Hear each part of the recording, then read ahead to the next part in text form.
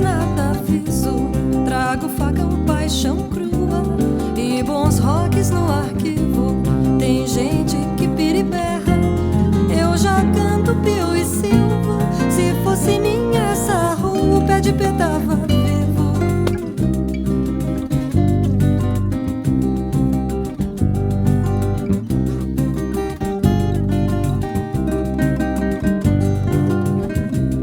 Pro topo daquela serra vamos nós dois, vídeo e livros. Vou ficar na minha e sua, isso é mais que bom motivo. Gorjearei pela terra para dar e ter alívio. Gorjeando eu fico nua entre o choro e o riso.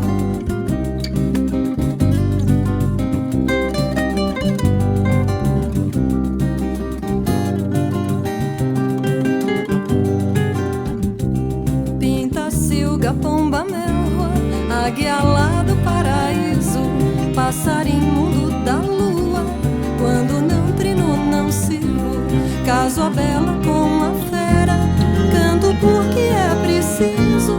Porque essa vida é árdua pra não perder o juízo. Yeah, yeah, yeah, yeah, yeah,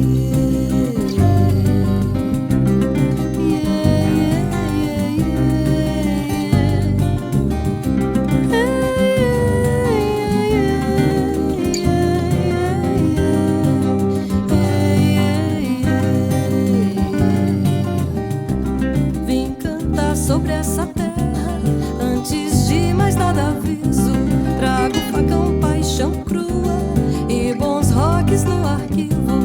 Tem gente que pira e berra, eu já canto Pio e Silva. Se fosse minha essa rua, o pé de pé tava vivo.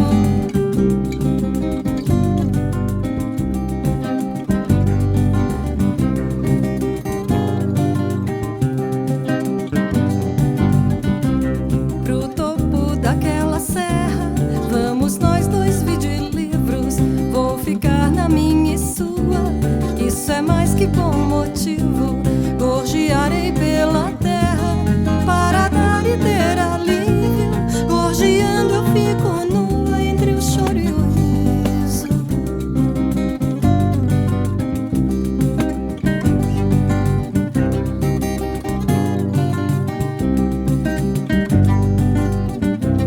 Pinta-silga, pomba, melroa, águia lá do paraíso, passarinho mundo da lua. Quando não trino, não sirvo. Caso a bela com a fera, canto porque é preciso. Porque essa vida é árdua pra não perder o juízo.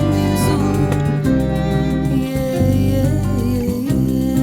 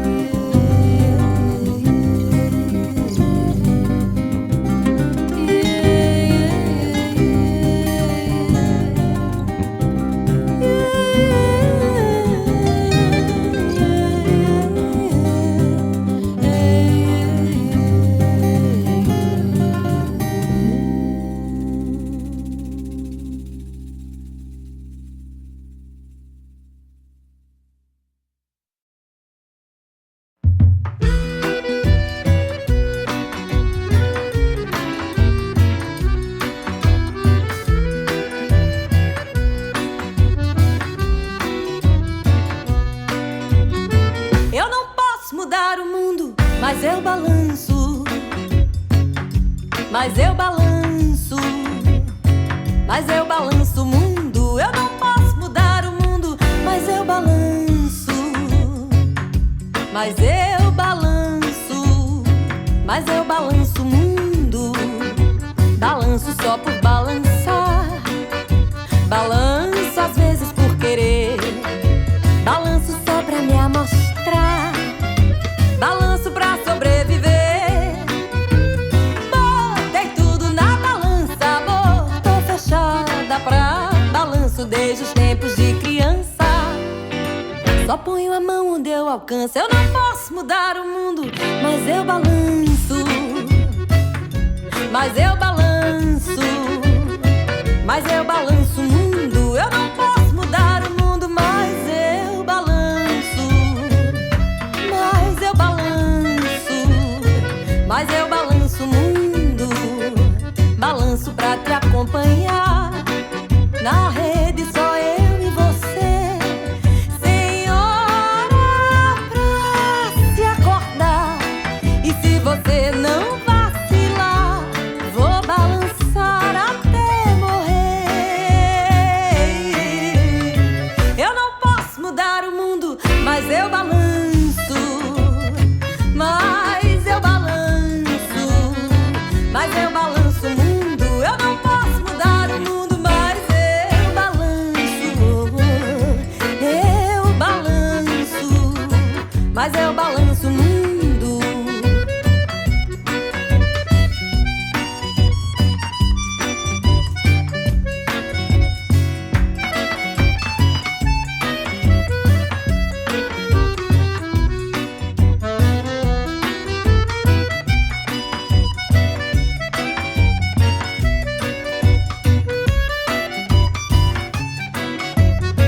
Eu não posso mudar o mundo, mas eu balanço.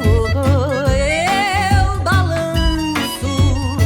Mas eu balanço o mundo. Eu não posso mudar o mundo, mas eu balanço.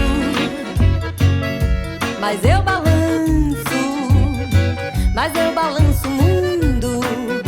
Balanço pra te acompanhar. Na rede só eu e você. Sem hora pra se acordar. E se você não vacilar, vou balançar até morrer.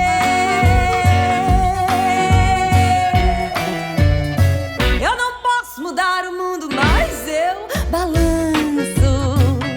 Mas eu balanço. Mas eu balanço o mundo. Eu não posso mudar o mundo, mas eu balanço. Mas eu balanço. Mas eu balanço o mundo.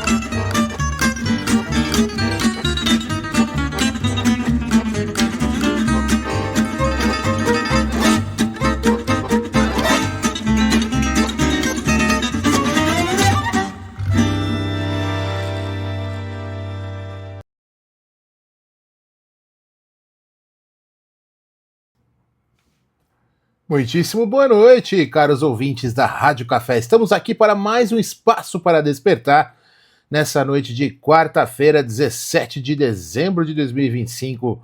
Está no ar mais um programa da Rádio Café e você pode assistir na sua TV lá no YouTube, @LeonardoDias, _RC é o nosso canal. Vai lá, procura lá que você pode assinar o nosso canal, marcar o sininho e também acompanhar a nossa programação por lá. Para quem está no X, @LeonardoDias, também estamos aí online, deixe seu recado aí no chat, o André já mandou uma boa noite pra gente, boa noite André, que está acompanhando aí pelo X, e também lá no oeditorial.com, você assina a nossa newsletter, fica ligado nas notícias e fica antenado aí na Rádio Café. Muito bem, vamos começar com as notícias de economia e olha só o que está acontecendo. O dólar dispara, a bolsa despenca, Flávio assombra o mercado. Ibovespa derrete com medo político, DIs explodem, até o livre mercado tem pavor de 2026. Mercúrio O mensageiro dos deuses traria notícias rápidas nesta quarta, e Odin, o sábio estrategista, observaria com seu único olho as batalhas do mercado financeiro brasileiro. Mas nem toda a sabedoria nórdica ou velocidade romana poderiam preparar os investidores para o massacre que testemunhamos. Ibovespa despencou nesta quarta, registrando a segunda maior baixa diária de 2025. No acumulado anual, o índice ainda segura alta de mais de 30%, que seria motivo de festa em qualquer país civilizado, mas no Brasil, onde o passado nunca é garantia de futuro e o futuro é sempre uma incógnita aterrorizante, essa performance parece cada vez mais uma miragem no deserto. A ausência de sinais claros sobre as taxas de juros deixou o mercado na corda bamba, equilibrando entre o medo e o pânico. As taxas dos DI dispararam mais de 20 pontos base em vários vencimentos, um salto que faria qualquer trader veterano suar frio e qualquer novato abandonar a carreira antes do almoço. É o tipo de movimento que separa os homens dos meninos e confirma uma verdade universal. Incerteza política mata qualquer rally de mercado mais rápido do que você consegue dizer Flávio Bolsonaro. Ah, sim, Flávio Bolsonaro. Os temores em relação à sua candidatura em 2026 foram intensificados. O mercado respondeu como um cavalo assustado com cobra. Disparou para longe sem olhar para trás. Uma pesquisa Genial Quest mostra Lula liderando com 41%, seguido por Flávio com 23%, Tarcísio com meros 10%. No eventual segundo turno, Lula venceria Flávio por 46-36. O mercado enfrenta um pesadelo duplo, mais 4 anos de petismo gastador ou a incerteza de um bolsonarista encarnada no senador carioca. É como escolher entre ser atropelado por caminhão ou trem na visão dos Faria Limers. No final, você vai se machucar de qualquer jeito, a única diferença é a velocidade do impacto. Eis como pensa o típico isentão brasileiro. O dólar, esse velho conhecido que assombra os brasileiros desde que a moeda foi inventada, emplacou a quarta alta consecutiva e voltou a superar os 5,50, fechando em 5,52 com alta de 1,09%. É o maior valor em quase 5 meses, desde agosto, quando ainda tínhamos alguma esperança ingênua de que as coisas poderiam melhorar. Spoiler, não melhoraram. A moeda americana está em festa permanente, enquanto o real chora no canto e o culpado tem nome e sobrenome parlamentar, endereço em Brasília e uma capacidade impressionante de assustar investidores apenas por existir. No meio do caos, algumas empresas tentam manter a compostura e distribuir valor aos acionistas, como quem distribui coletes salva-vidas num navio que afunda lentamente. Desde outubro, companhias brasileiras anunciaram impressionantes 124 bilhões de reais em dividendos, segundo o Itaú BBA, que ainda vê espaço para novos anúncios nos próximos meses. A Vivo aprovou distribuição de juros sobre capital próprio e outras listadas seguem o exemplo, uma demonstração de que ao menos algumas corporações acreditam em remunerar quem confia nelas. Reconfortante saber que enquanto o governo queima dinheiro público como lenha em fogueira de São João, o setor privado distribui lucros e cumpre algumas de suas promessas. Falando em distribuição de valor, nos Estados Unidos a Medline disparou na estreia da bolsa após levantar 6,2 bilhões de dólares no maior IPO do ano, uns 36 bilhões de reais, reforçando a reabertura do mercado de ofertas públicas americano. Enquanto lá fora empresas captam milhões com investidores famintos por oportunidades, aqui o mercado de IPOs continua mais frio que geladeira de morgue. Qual empresa em sã consciência abriria capital num país onde o governo inventa imposto novo toda semana e o cenário político de 2026 já projeta sua sombra ameaçadora para a Faria Limers sobre 2025, né? A decisão de Donald Trump de proibir a entrada e saída de navios petroleiros sancionados da Venezuela já começou a impactar a cotação global do petróleo. Trump não faz rodeios. Se ele não gosta de você sabe rapidamente. O mercado responde antes mesmo do tweet terminar de carregar. A Venezuela, essa joia socialista do Caribe que transformou as maiores reservas de petróleo do mundo em miséria e escassez, agora enfrenta mais uma camada de isolamento internacional e o preço do barril reflete essa nova realidade geopolítica. Enquanto isso, a Warner Bros. Discovery vê sua tentativa de ser adquirida hostilmente pela Paramount Skydance sendo rejeitada pelo Conselho de Diretores, que argumentou que a proposta possui riscos e custos significativos. Em Hollywood, onde tudo tem preço, descobrir que algo não pode ser comprado é quase um choque existencial. Mas o conselho da Warner manteve a calma e a dignidade, mostrando que mesmo no mundo onde dinheiro fala mais alto, ainda existem decisões que se baseiam em estratégia e não em desespero. A maioria dos brasileiros acredita que o aumento da tributação sobre fintechs e bancos digitais será repassado aos consumidores na forma de tarifas mais altas. Isso não é pessimismo, é realismo puro e cristalino. Claro que será repassado. Você realmente achou que as empresas absorveram o custo, sorrir e distribuir flores? A Câmara aprovou o projeto que reduz benefícios fiscais em 10% e inclui a chamada taxação BBB, bets, bancos e bebidas, destravando 22,45 bilhões de reais no orçamento para 2026, numa manobra que a oposição classificou como mais um capítulo da criatividade contábil brasileira. Sempre a mesma história, o governo gasta mais do que arrecada, inventa novos impostos para cobrir o rombo e quem paga a conta é você, contribuinte invisível, que trabalha, produz, sustenta a festa alheia. O Ibovespa Futuro operou com alta após o tombo da sessão anterior, uma tentativa desesperada do mercado de se recuperar e encontrar algum motivo para o otimismo. É como o boxeador nocauteado, tentando se levantar antes da contagem final. Louvável, mas improvável que termine bem. Os investidores seguem repercutindo no noticiário político e econômico do Brasil, onde cada dia traz uma nova surpresa e o novo único consenso é que ninguém sabe exatamente o que vai acontecer, mas todos concordam que provavelmente pode não ser bom. No fim das contas, o giro do livre mercado revela uma verdade incômoda que Mercúrio sussurraria rapidamente e Odin observaria com resignação sábia. Estamos presos entre a incompetência do presente e o medo do futuro. Enquanto o dólar sobe, a bolsa cai, as taxas de juros explodem, a economia brasileira continua sua dança macabra rumo a 2026. O livre mercado, esse conceito bonito e eficiente que funciona maravilhosamente bem quando o Estado não atrapalha, descobre no Brasil que até ele tem limites quando a política vira psicose coletiva. Os deuses observam, os investidores sofrem, o brasileiro médio segue sua vida inconsciente de que cada centavo do dólar a R$ 5,52 representa um pedaço do seu futuro sendo corroído silenciosamente. E antes da nossa próxima notícia, depois dessa tragédia toda, vamos ouvir Two Against One de Danger Mouse.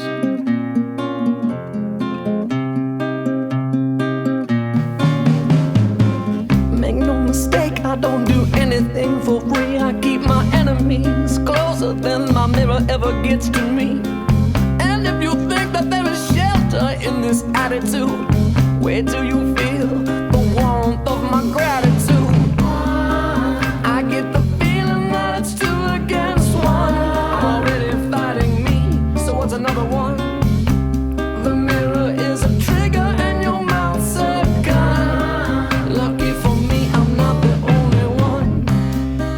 And if it looks to me like you and your reflection plan to add your own fight to this dimension, then tell it that this ain't no free for all to see. There's only three. It's just you and me against me. I get the feeling that it's two against one. Estamos de volta e olha só. Haddad faz mágica fiscal mais uma vez e Fitch rebaixa a Colômbia. Ministro garante controle, mas realidade mostra rating em queda e contas que não fecham. As mensagens que saem do Planalto e da Fazenda parecem transmissões de universo paralelo.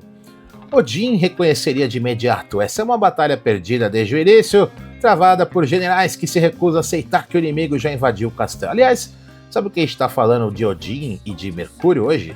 É que em espanhol, quarta-feira é miércoles, e em inglês é Wednesday. Wednesday que vem de Wood que vem de Wotan, que por sua vez referencia aí o deus Odin da mitologia nórdica. Por sua vez, em espanhol é miércoles que se refere a Mercúrio, então por isso que quarta-feira é dia de grandes comunicações do mercado, né? Vejam vocês, mas olha só. Fernando Tachad descartou o aporte do Tesouro para emergências fiscais, garantindo que os juros estão dentro dos parâmetros razoáveis. É confortante saber que enquanto o mercado entra em pânico, as taxas de DI explodem mais de 20 pontos base e o dólar passeia acima de 5,50, Haddad mantém a calma de quem assiste a casa pegar fogo e elogia a temperatura ambiente. Essa dissociação da realidade merece estudos em psicologia. O ministro declarou na reunião ministerial que o governo ampliou gastos aos mais pobres enquanto organizava as contas públicas. Um quarto da população foi beneficiado, atingindo o menor Gini da série histórica, 0,506. Problema? Os outros 3/4 pagam contra essa generosidade de 441 bilhões anuais em programas sociais, enquanto a dívida bruta subiu 7 pontos percentuais no governo Lula, chegando a 78,6% do PIB, quase 10 trilhões de reais. E o Haddad admitiu de passagem que ainda faltam 20 bilhões para equilibrar o orçamento de 2026, uma bagatela, né? A Câmara aprovou na madrugada de quarta o projeto que corta 10% de incentivos fiscais ao setor privado e aumenta a tributação sobre apostas esportivas, bancos digitais e juros sobre o capital próprio. Hugo Mota garantiu sério que enfrentaram um problema empurrado por décadas, como se décadas de má gestão, corrupção e populismo se resolvessem numa sessão noturna a café requentado. O projeto destrava 22 bilhões para 2026, número impressionante até você perceber que estamos cortando incentivos à produção para cobrir gastos que não param de crescer. É vender as galinhas para comprar ovos. Funciona uma vez, mas o problema estrutural permanece intocado. Pior, a Câmara retirou o teto de 2% para imposto seletivo sobre bebidas alcoólicas. O brasileiro trabalhador agora pagará mais imposto na cerveja do fim de semana, seu consolo etílico efêmero, para esquecer que vive num país onde 20 bilhões de déficit é detalhe menor. Saúde fiscal, literalmente. No Planalto, Lula liderou a última reunião ministerial de 2025 na Granja do Torto e revelou, segundo vazamentos, que encomendou pesquisa para entender sua rejeição popular. Para o presidente, o povo ainda não sabe das grandes realizações do mandato. A explicação alternativa de que o povo sabe perfeitamente e é por isso que está insatisfeito não cruzou a mente presidencial. Lula admitiu que precisa fazer mais propaganda das conquistas. Evidentemente, 20 bilhões de déficit, inflação, dólar alto, juros estratosféricos e pessimismo generalizado se resolvem com propaganda. A visão de quem passou décadas em sindicato. O problema nunca é o que você fez, mas como vendeu o que fez. As taxas de Lula praticamente não mudaram desde janeiro. 35% de aprovação, 56% de desaprovação. Um ano inteiro de políticas públicas, viagens, reuniões e cadeia nacional, e os números congelados como se o país tivesse pausado a história. A diferença? Agora temos menos dinheiro, mais impostos e a mesma sensação de loop temporal, onde nada muda, exceto para pior.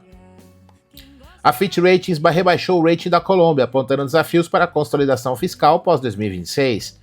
A rigidez estrutural colombiana destina 88% dos gastos a salários públicos, pensões e juros, dificultando cortes.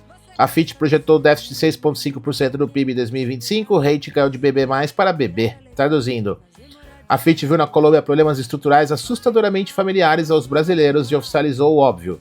O perfil fiscal colombiano é espelho do nosso drama orçamentário. Qualquer semelhança entre os dois países é mera reincidência. Lula afirmou não ver possibilidade de acordo Mercosul e União Europeia, citando resistência francesa e italiana. O Brasil cedeu ao máximo, mas não bastou para convencer europeus céticos a negociar com um bloco de governos instáveis. A autonomia estratégica soa cada vez mais como isolamento involuntário.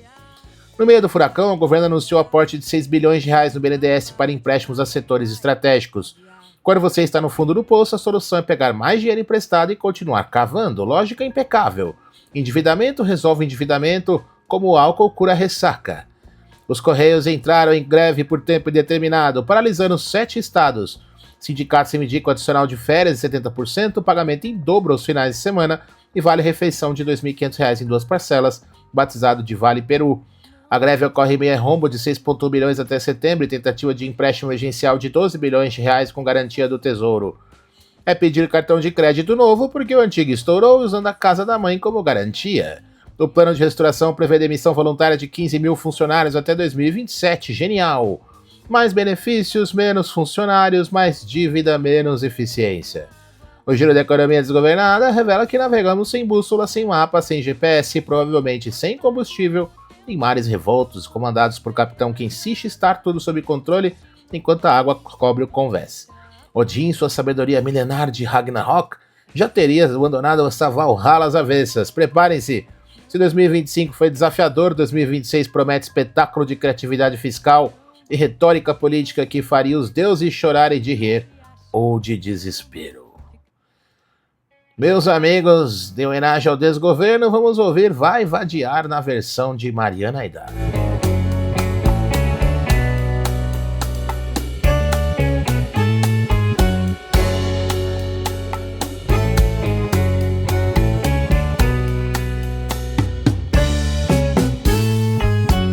Eu quis te dar um grande amor, mas você não se acostumou. Eu quis te dar um grande amor, mas você não se acostumou com a vida de um lar. O que você quer é vadiar. Vai vadiar, vai vadiar, vai vadiar, vai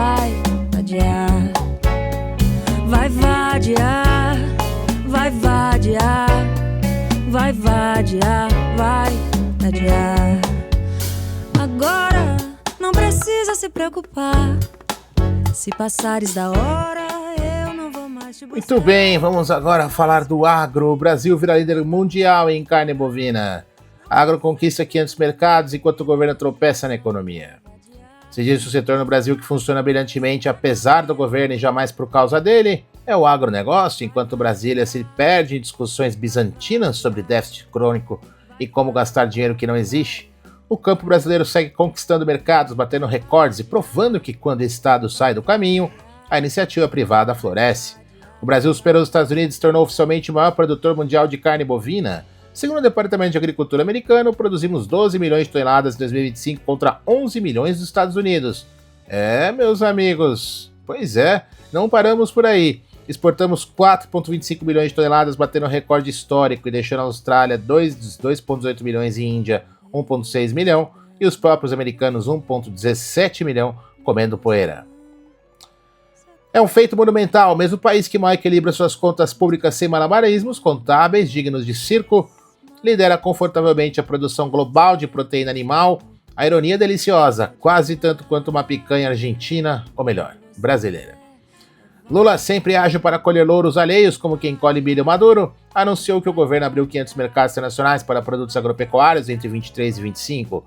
São mais de 80 países, números impressionantes que merecem reconhecimento. Esses destinos geraram 17 bilhões de exportação e têm potencial para 187 bilhões anuais. A expansão envolveu mais de 170 ações em 42 países, atendendo 3 mil empresas, mas façamos uma distinção fundamental.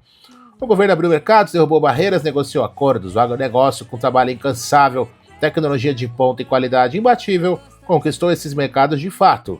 A diferença entre abrir uma porta e conquistar corações e carreiras é sutil, mas crucial. Os portos do Paraná atingiram 70 milhões de toneladas movimentadas em 2025, superando a meta prevista apenas para 2035. 10 anos de antecedência.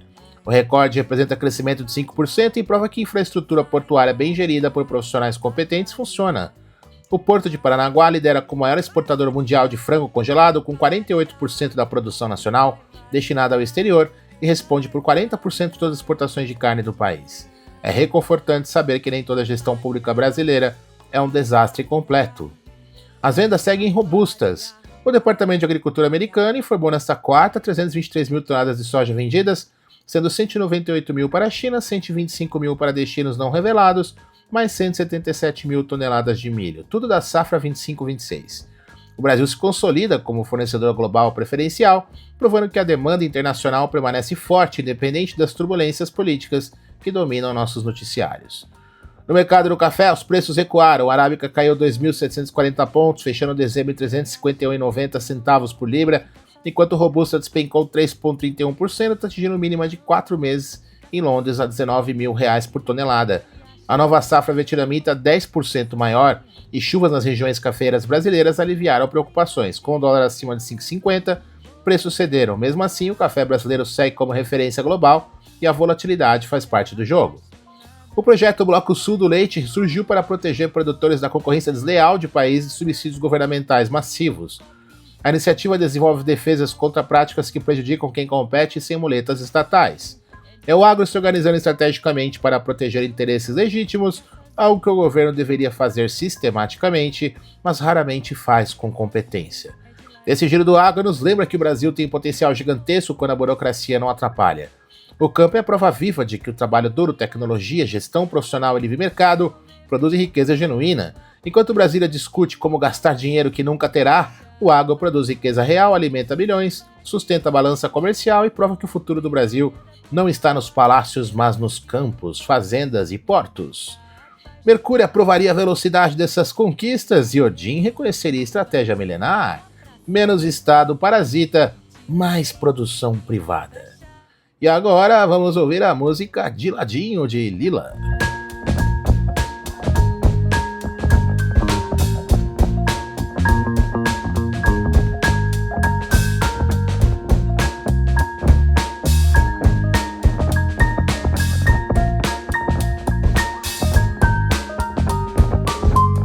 Não vou ficar sozinha, é de ladinho que eu lhe acho. Não vou ficar sozinha.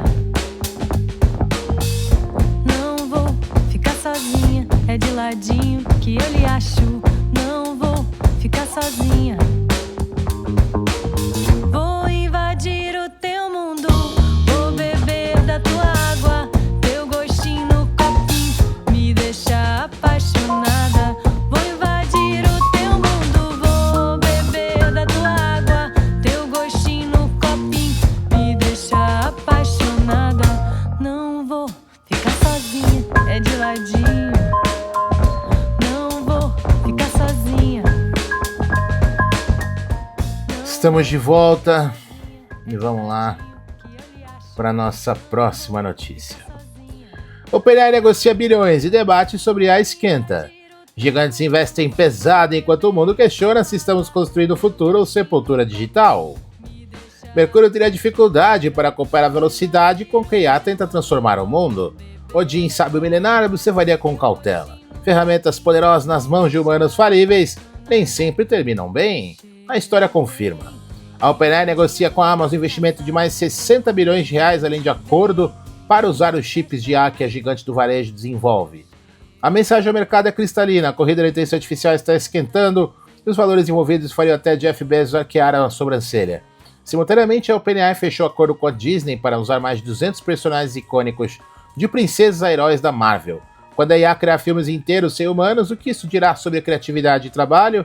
Matrix e Terminator não foram avisos proféticos, foram tutoriais que escolhemos ignorar. Nos últimos 6 meses, a guinada agressiva da Meta para IA gerou movimentações bilionárias e turbulência interna. Zuckerberg está apostando todas as fichas num jogo de pôquer corporativo que faria profissionais suarem frio. O debate entre investidores para 2026 é filosófico, sair antes da bola estourar ou apostar tudo nessa tecnologia revolucionária. É o eterno dilema, sair da festa antes que a polícia chegue ou ficar até o amanhecer torcendo para ser um dos sortudos.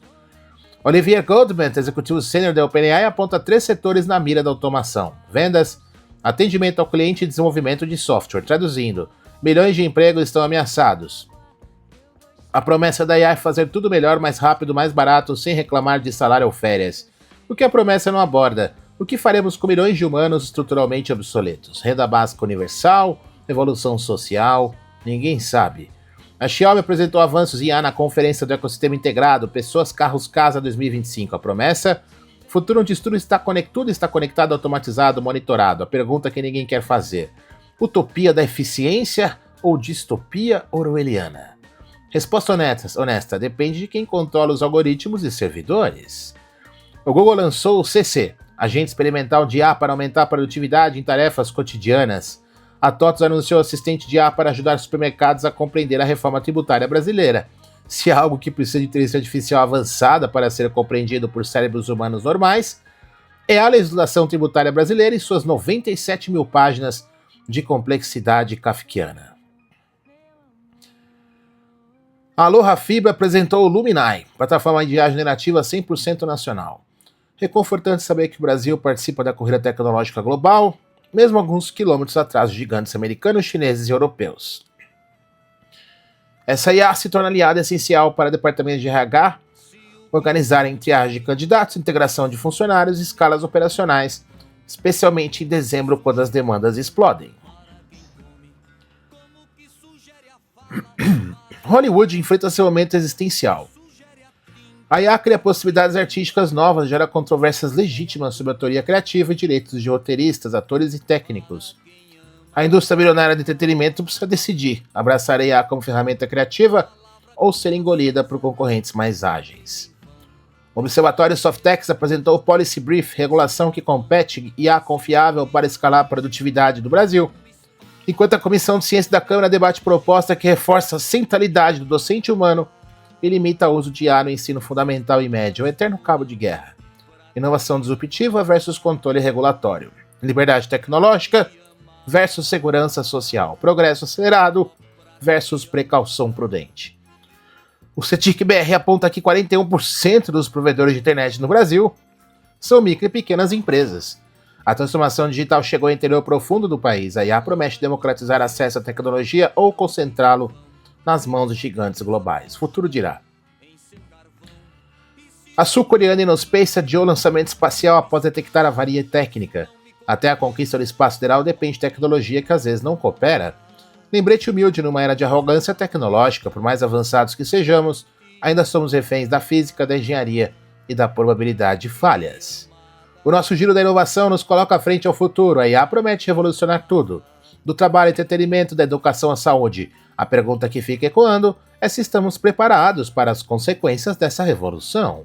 Mercúrio levaria as novidades com entusiasmo e velocidade, mas Odin nos lembraria: nem toda inovação representa progresso genuíno. Nem todo progresso nos leva para onde queremos ir. A inteligência artificial está chegando, resta saber se estamos prontos para ela ou se ela está pronta demais para nós. Pois é, meus amigos, antes da nossa próxima notícia, vamos ouvir agora uma música incrível com muita poesia. Palavra Acesa, de Quinteto Violado.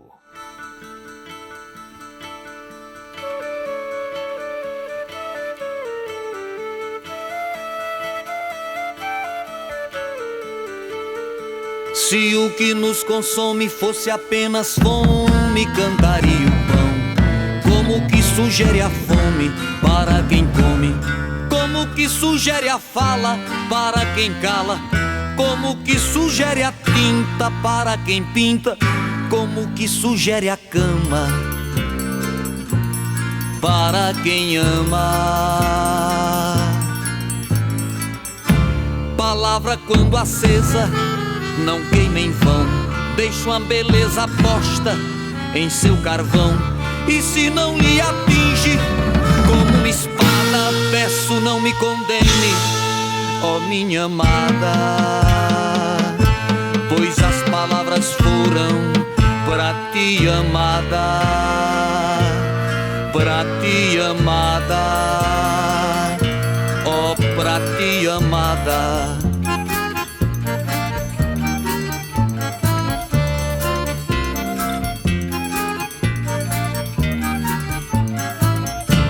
Palavra quando acesa não queima em vão, deixa uma beleza posta em seu carvão.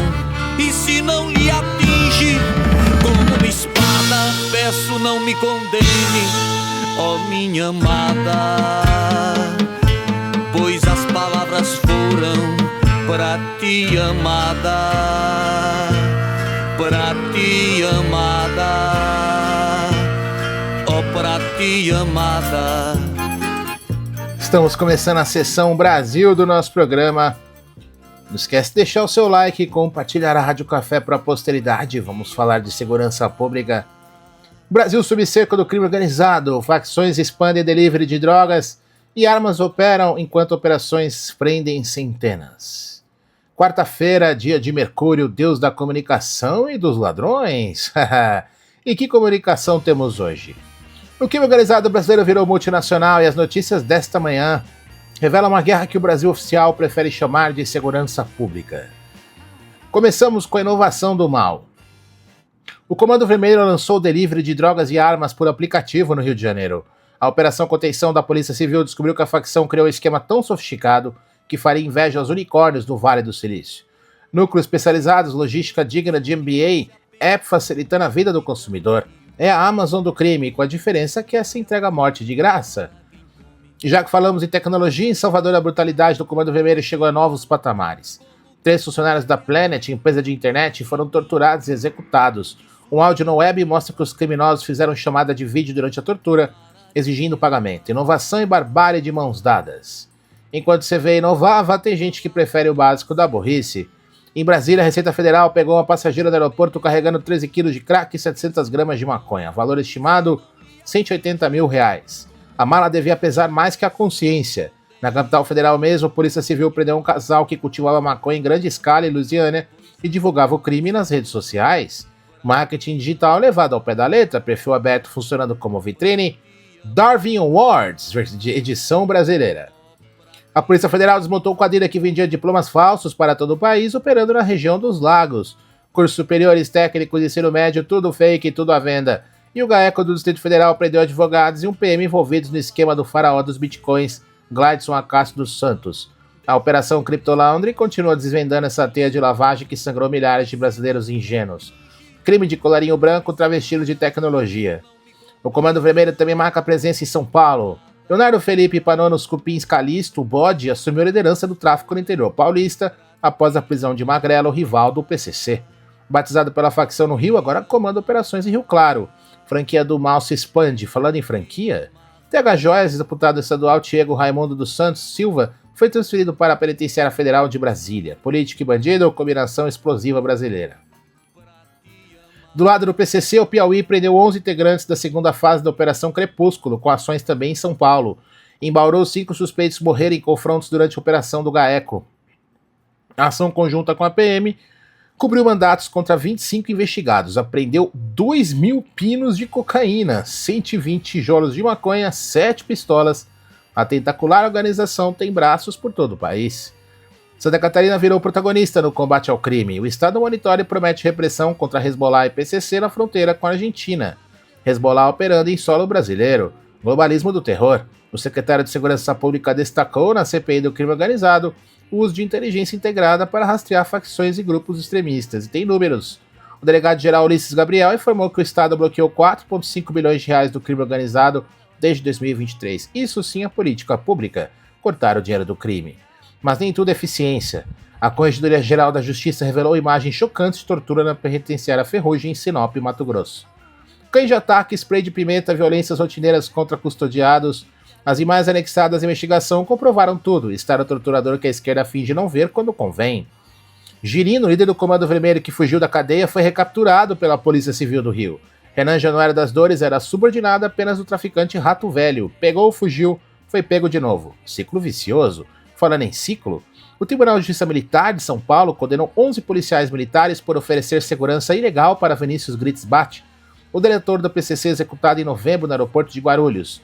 Penas de 3 a 8 anos. O PCC teria pagado 5 milhões de reais por informações privilegiadas para sobre a Operação Sharks, segundo o áudio do GAECO, propina dividida para proteger lideranças.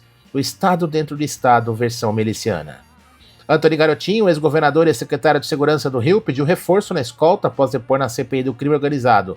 Disse que prendeu todo o Comando Vermelho quando estava no poder. Modéstia à parte, o medo dele é real. A Força Integrada de Combate ao Crime Organizado no Pará deflagrou a terceira fase da Operação Coalizão, 42 prisões em 7 estados. O foco são grupos que atacam agentes de segurança pública. A guerra é literal. Andrei Rodrigues, diretor-geral da Polícia Federal, soltou pérola na CPI, disse que não vale pregar penas mais duras e propor anistia ao mesmo tempo. Alfinetada clara no debate político sobre criminalidade versus perseguição política. A confusão proposital entre bandido e perseguido político é a especialidade da esquerda. Jorginho Melo, governador de Santa Catarina, criticou o excesso de PECs e cobrou controle de fronteiras, pediu mais recursos para a segurança pública e menos papo furado legislativo. Nesse ponto a gente concorda. A Operação Disneylândia do Ministério Público de São Paulo prendeu 7 pessoas e apreendeu drogas e armas em ações em São Paulo e no Paraná. O nome da operação é irônico, não há final feliz aqui. Para fechar com vergonha internacional, 2 brasileiros vinculados ao PCC e ao Comando Vermelho fugiram da prisão de segurança máxima de Chonchocoro, na Bolívia. Usaram uma escada para pular o muro. Ambos envolvidos em assassinatos. A exportação da violência brasileira não tem fronteiras. Essa é a Rádio Café, onde acordamos do pesadelo que o crime organizado quer transformar em realidade. É, meus amigos. E agora, vamos ouvir a música Take Off Your Sunglasses, de Ezra Furman.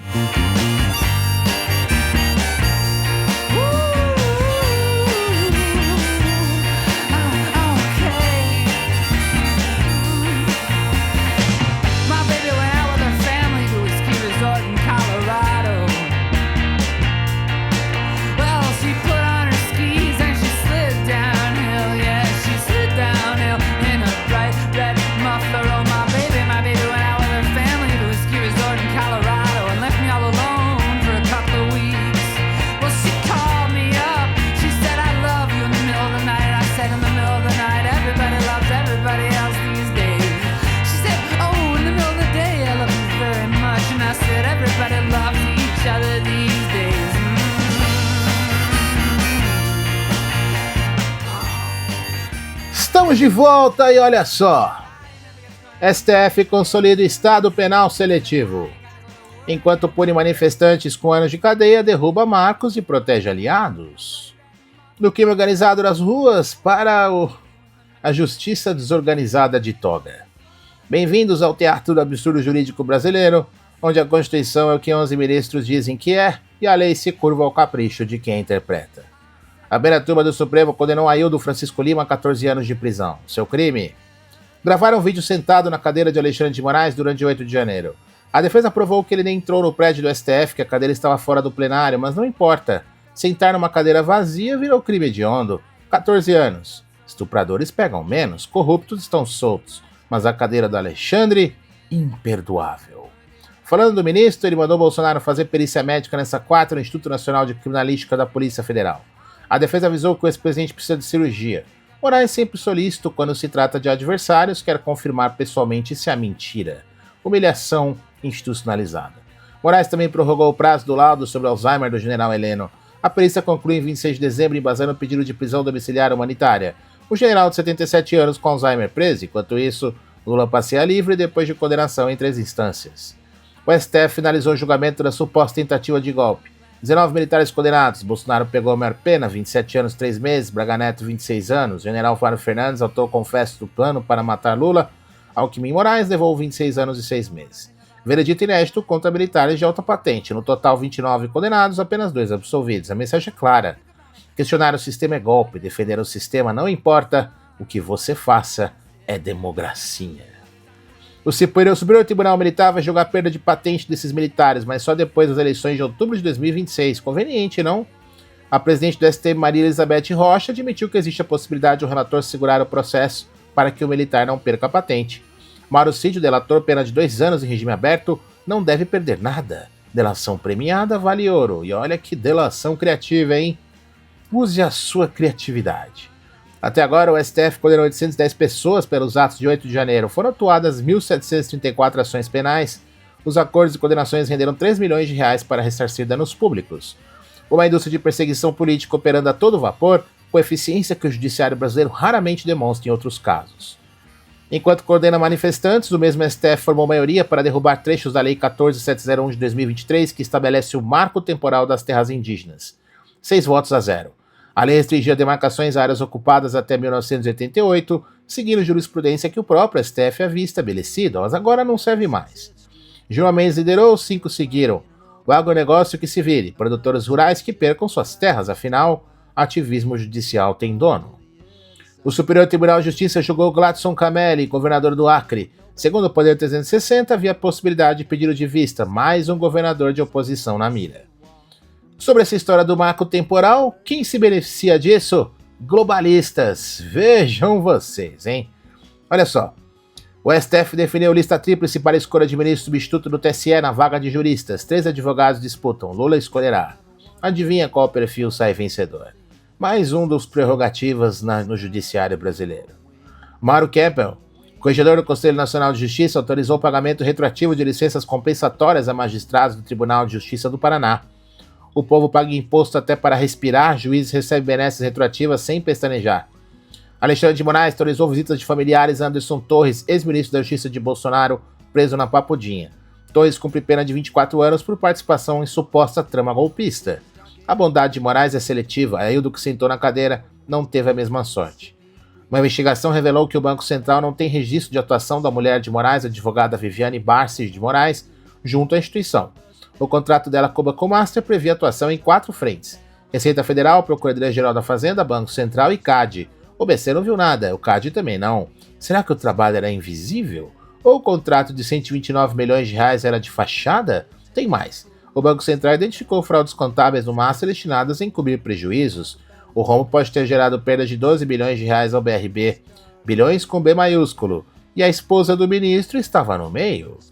Sérgio Moro chamou de requentada a reportagem do UOL que mostrou que a Polícia Federal apreendeu o despacho em que ele, quando juiz em Curitiba, mandou gravar conversas do presidente do Tribunal de Contas do Paraná. Grampa ilegal? Pode ser, mas na visão de Moro é só notícia velha ressurgindo. A hipocrisia institucional não escolhe lado político. Essa é a Rádio Café, seu espaço para despertar da tirania. E antes da próxima notícia, vamos ouvir agora a música Black River Killer, de Blitzen Trapper. It was just a little while past the Sunset Strip that found the girl's body in an open pit. Her mouth was sewn shut, but her eyes were still wide, gazing through the fog to the other side. They booked me on a whim and threw me deep in jail with no bail, sitting silent on a rusty pail, just gazing at the marks on the opposite wall, remembering the music of my lover's call, yeah.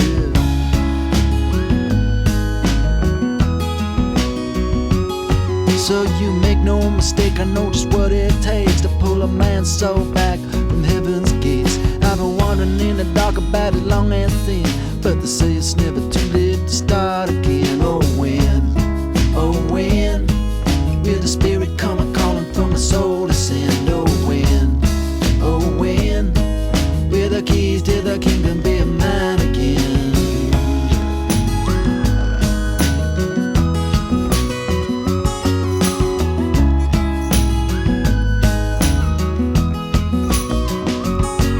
It was dark as the grave, it was just about 3 when the warden with his key came to set me free. They gave me $5 and a second-hand suit, a pistol and a hat and a worn-out blue. So I took the bus down to the Rio Grande, and I shot a man down on the edge of town. Then I stole me a horse and I rode it around till the sheriff pulled me in and he set me down. He said you make no mistake, I know just... Estamos de volta, vamos falar do desgoverno. Lula encerra 2025 entre broncas e ameaças. Reunião ministerial expõe desespero eleitoral enquanto o país enfrenta crises reais. Quarta-feira, na Granja do Torto, Lula reuniu 38 ministros para a última reunião ministerial de 2025. Balanço de 3 anos, preparação para 2026, tradução. Presidente desesperado, governo desorientado, marqueteiros travestidos de estadistas. Logo na abertura, pérola, abre aspas, o ano eleitoral será o da verdade. Verdade? Dos 9 dedos, do mensalão, do petrolão ou aquela verdade paralela que o PT constrói há décadas?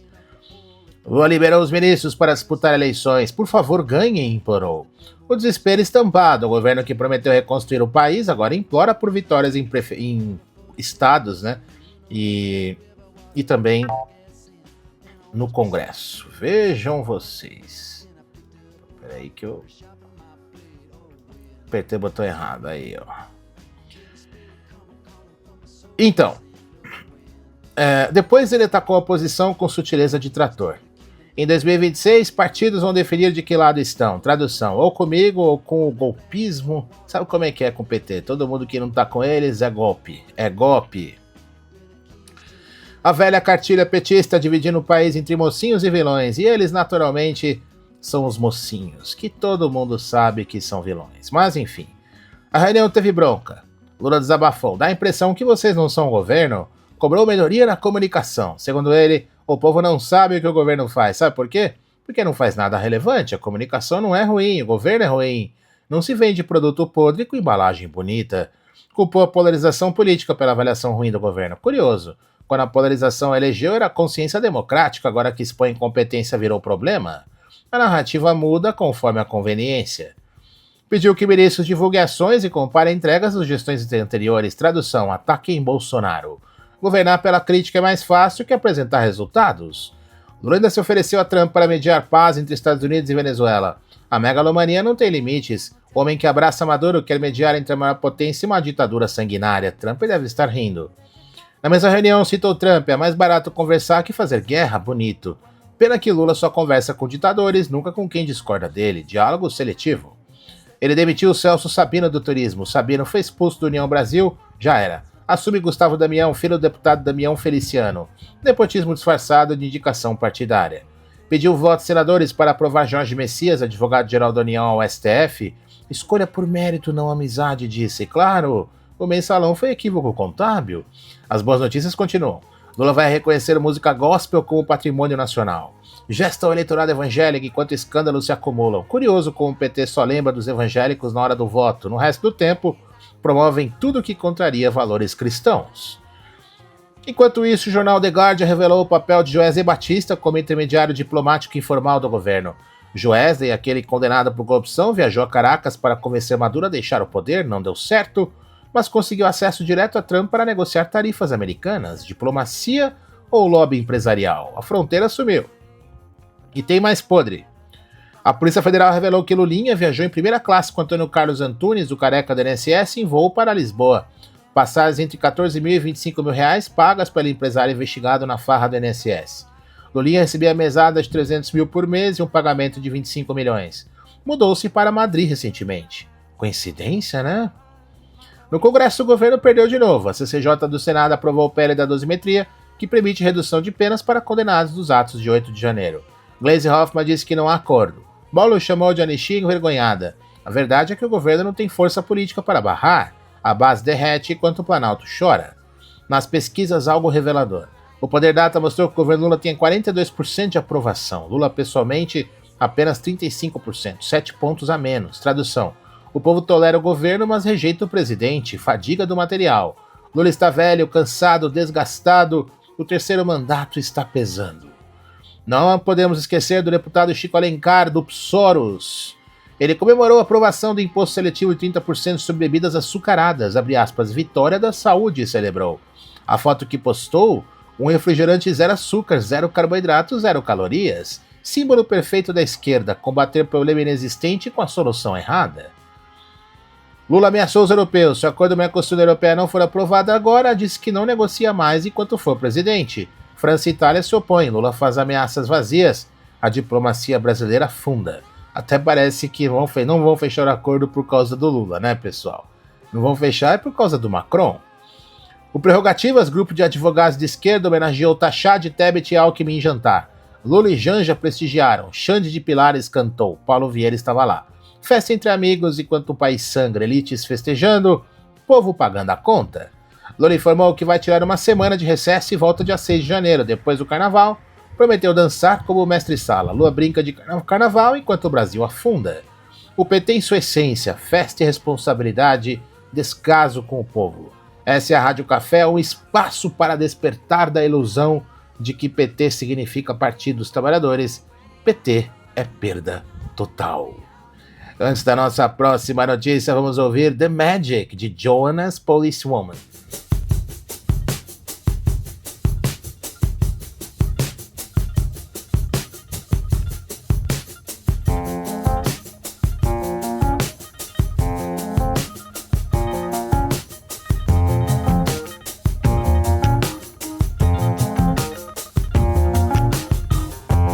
I don't wanna tell you what you already know. This is me that you're talking to, and anything I say I have said before. When will it be enough? Then something in my mind shifts, and I slip on my hips, and now I find that I'm face to face with none other than me. I have got the mirror up against the marquee, and all it reads is I am fine, I am divine.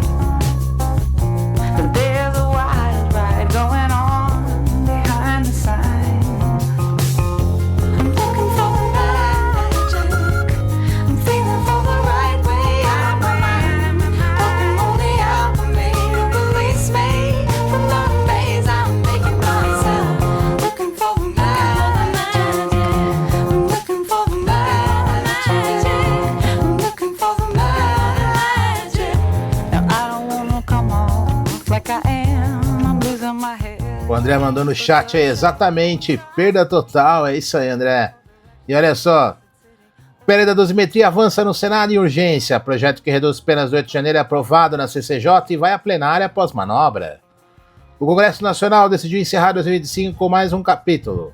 A CCJ do Senado aprovou por 17-7 o PL da dosimetria, que reduz pena dos condenados pelo 8 de janeiro. O projeto segue para a plenária ainda nesta quarta em regime de urgência imposto por Davi Alcolumbre, porque quando se trata de anistiar patriotas, a pressa é inimiga da injustiça.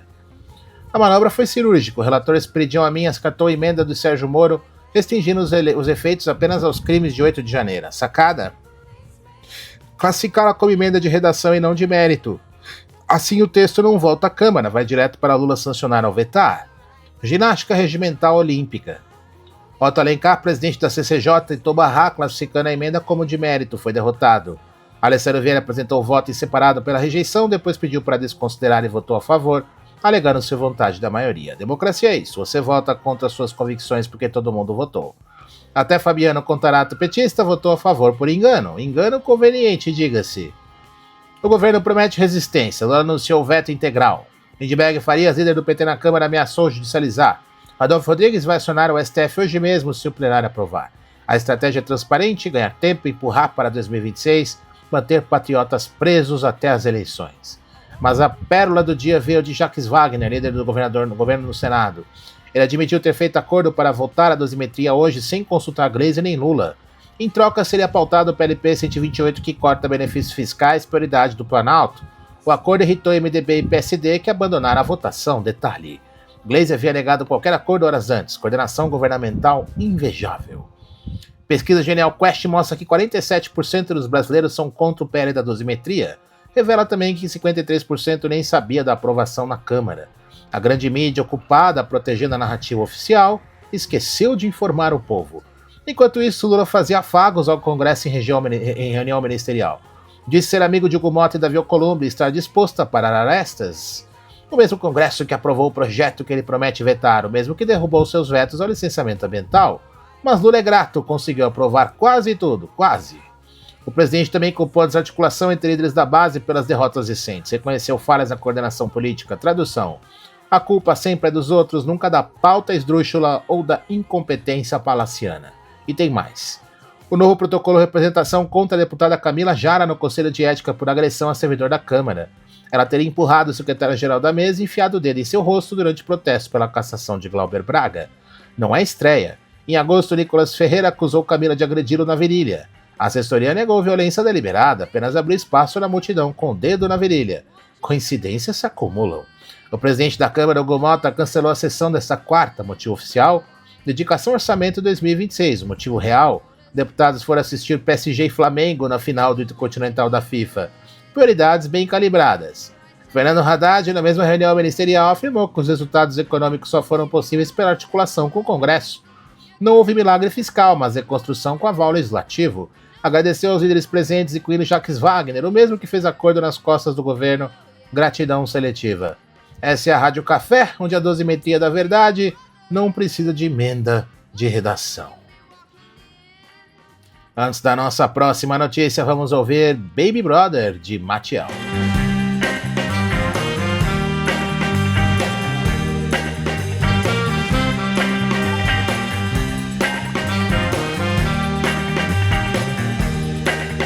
Baby brother, won't you spare a little time? I know you're still there working from 11 to 9, flipping nickels, flipping quarters and dimes. Don't wanna hear it, putting price tags on your spirit.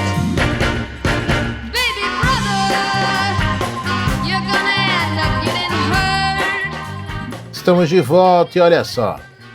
Oposição se reorganiza entre perseguição e eleições. Mota discute mandatos de Eduardo e Ramagem, enquanto Flávio se viabiliza para 2026. A Câmara dos Deputados enfrenta mais uma crise institucional provocada pela juristocracia.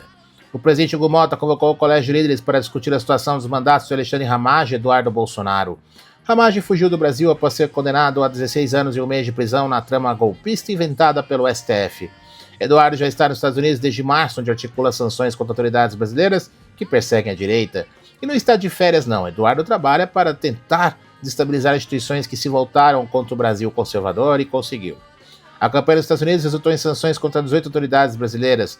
Alexandre de Moraes e sua esposa foram incluídos na Lei Magnitsky em julho. Além dele, foram sancionados os ministros Barroso, Dino, Gilmar, Toffoli, Zanin, Carmen Lúcia e Fachin, além do procurador Paulo Gonet. Uma vitória diplomática da direita contra a perseguição, por isso mesmo Eduardo virou réu.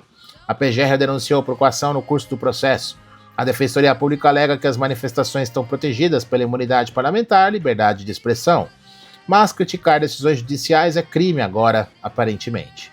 Enquanto Eduardo luta no exterior, o irmão Flávio se viabiliza como candidato ao Planalto com maestria. Nessa quarta, Flávia fez um bate-volta a São Paulo durante a votação do PL da dosimetria para almoçar com 40 a 50 empresários na casa de Gabriel Kanner, sobrinho do empresário Flávio Rocha da Riachuelo. A mensagem aos paulistas é clara: sou um Bolsonaro moderado, equilibrado e centrado, Bolsonaro palatável que o país precisa para vencer em 2026. E Flávio está fazendo o trabalho político que precisa ser feito. Ele é um senador experiente com trânsito no empresariado, sem os excessos retóricos que afastam indecisos. Flávio representa a maturidade política da direita. Enquanto o pai enfrenta 27 anos de condenação injusta e Eduardo combate no exterior, Flávio se posiciona como a ponte entre o bolsonarismo raiz e o eleitor moderado, que quer mudança sem convulsão. As pesquisas ainda mostram resistência. O levantamento da Quest revelou que 54% acham que Bolsonaro errou ao indicar Flávio. A Real Time Big Data coloca Lula com 35% contra 17% de Flávio. Entre os resistentes, 19% preferem Michele, 16% querem Tarcísio. Mas a campanha ainda nem começou. Flávio tem tempo para construir sua narrativa e consolidar o voto da direita, e tem competência para isso. Na Câmara, a situação política deteriorou. Luciano Zucco, líder da oposição, foi claro, não há ambiente para apoiar a eventual recondução de Hugo Mota em 2027. Segundo Zucco, Mota quebrou acordo sobre a anistia transformada no PL da dosimetria. A oposição entregou assinaturas, mas Mota não pautou anistia enquanto pautas da esquerda avançavam sem resistência. O PL da dosimetria finalmente avançou na CCJ do Senado com relatoria de Espiridião Amin, que acatou a emenda de Sérgio Moro restringindo os benefícios aos atos de 8 de janeiro. Amin reconheceu o óbvio, a mão foi pesada demais. O projeto reduz o regime fechado de Bolsonaro de 7 anos para 2 anos e 4 meses. Não é a anistia desejada, mas é uma correção mínima de injustiças monumentais.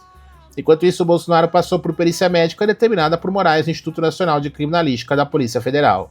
A defesa solicitou cirurgia urgente para hérnias inguinais. Moraes, sempre desconfiado, exigiu confirmação técnica. Bolsonaro, condenado a 27 anos por suposta tentativa de golpe, enfrenta humilhação até para tratar sequelas da facada de 2018. E tem mais. Frederico Assef, ex-advogado de Bolsonaro, foi condenado a 1 ano e 9 meses por injúria racial após chamar a atendente de pizzaria de macaca em 2020. A esquerda celebra enquanto a direita perde aliados no jogo da perseguição seletiva. A oposição está numa encruzilhada. Bolsonaro é o nome mais forte, mas está inelegível e preso. Flávio se apresenta como a saída inteligente, o Bolsonaro viável, o nome que pode unir conservadorismo e moderação. Eduardo luta no exterior sob risco de perder o mandato. Ramagem fugiu. A Câmara está fragmentada. 2026 se aproxima. A pergunta é: a direita conseguirá se unir em torno de Flávio ou a fragmentação impedirá qualquer chance de vitória? Respostas aparecerão nos próximos meses. Essa é a Rádio Café, onde a verdade incomoda. Vamos ouvir agora a música Acreditar, de Samba Book e Vanessa da Mata.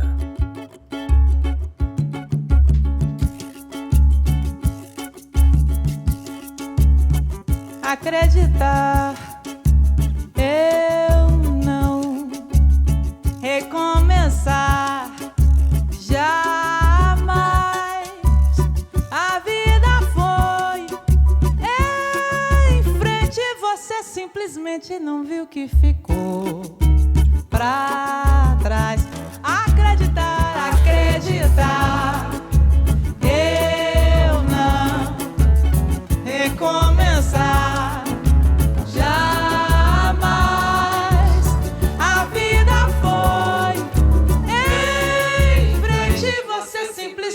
Não viu que ficou pra trás.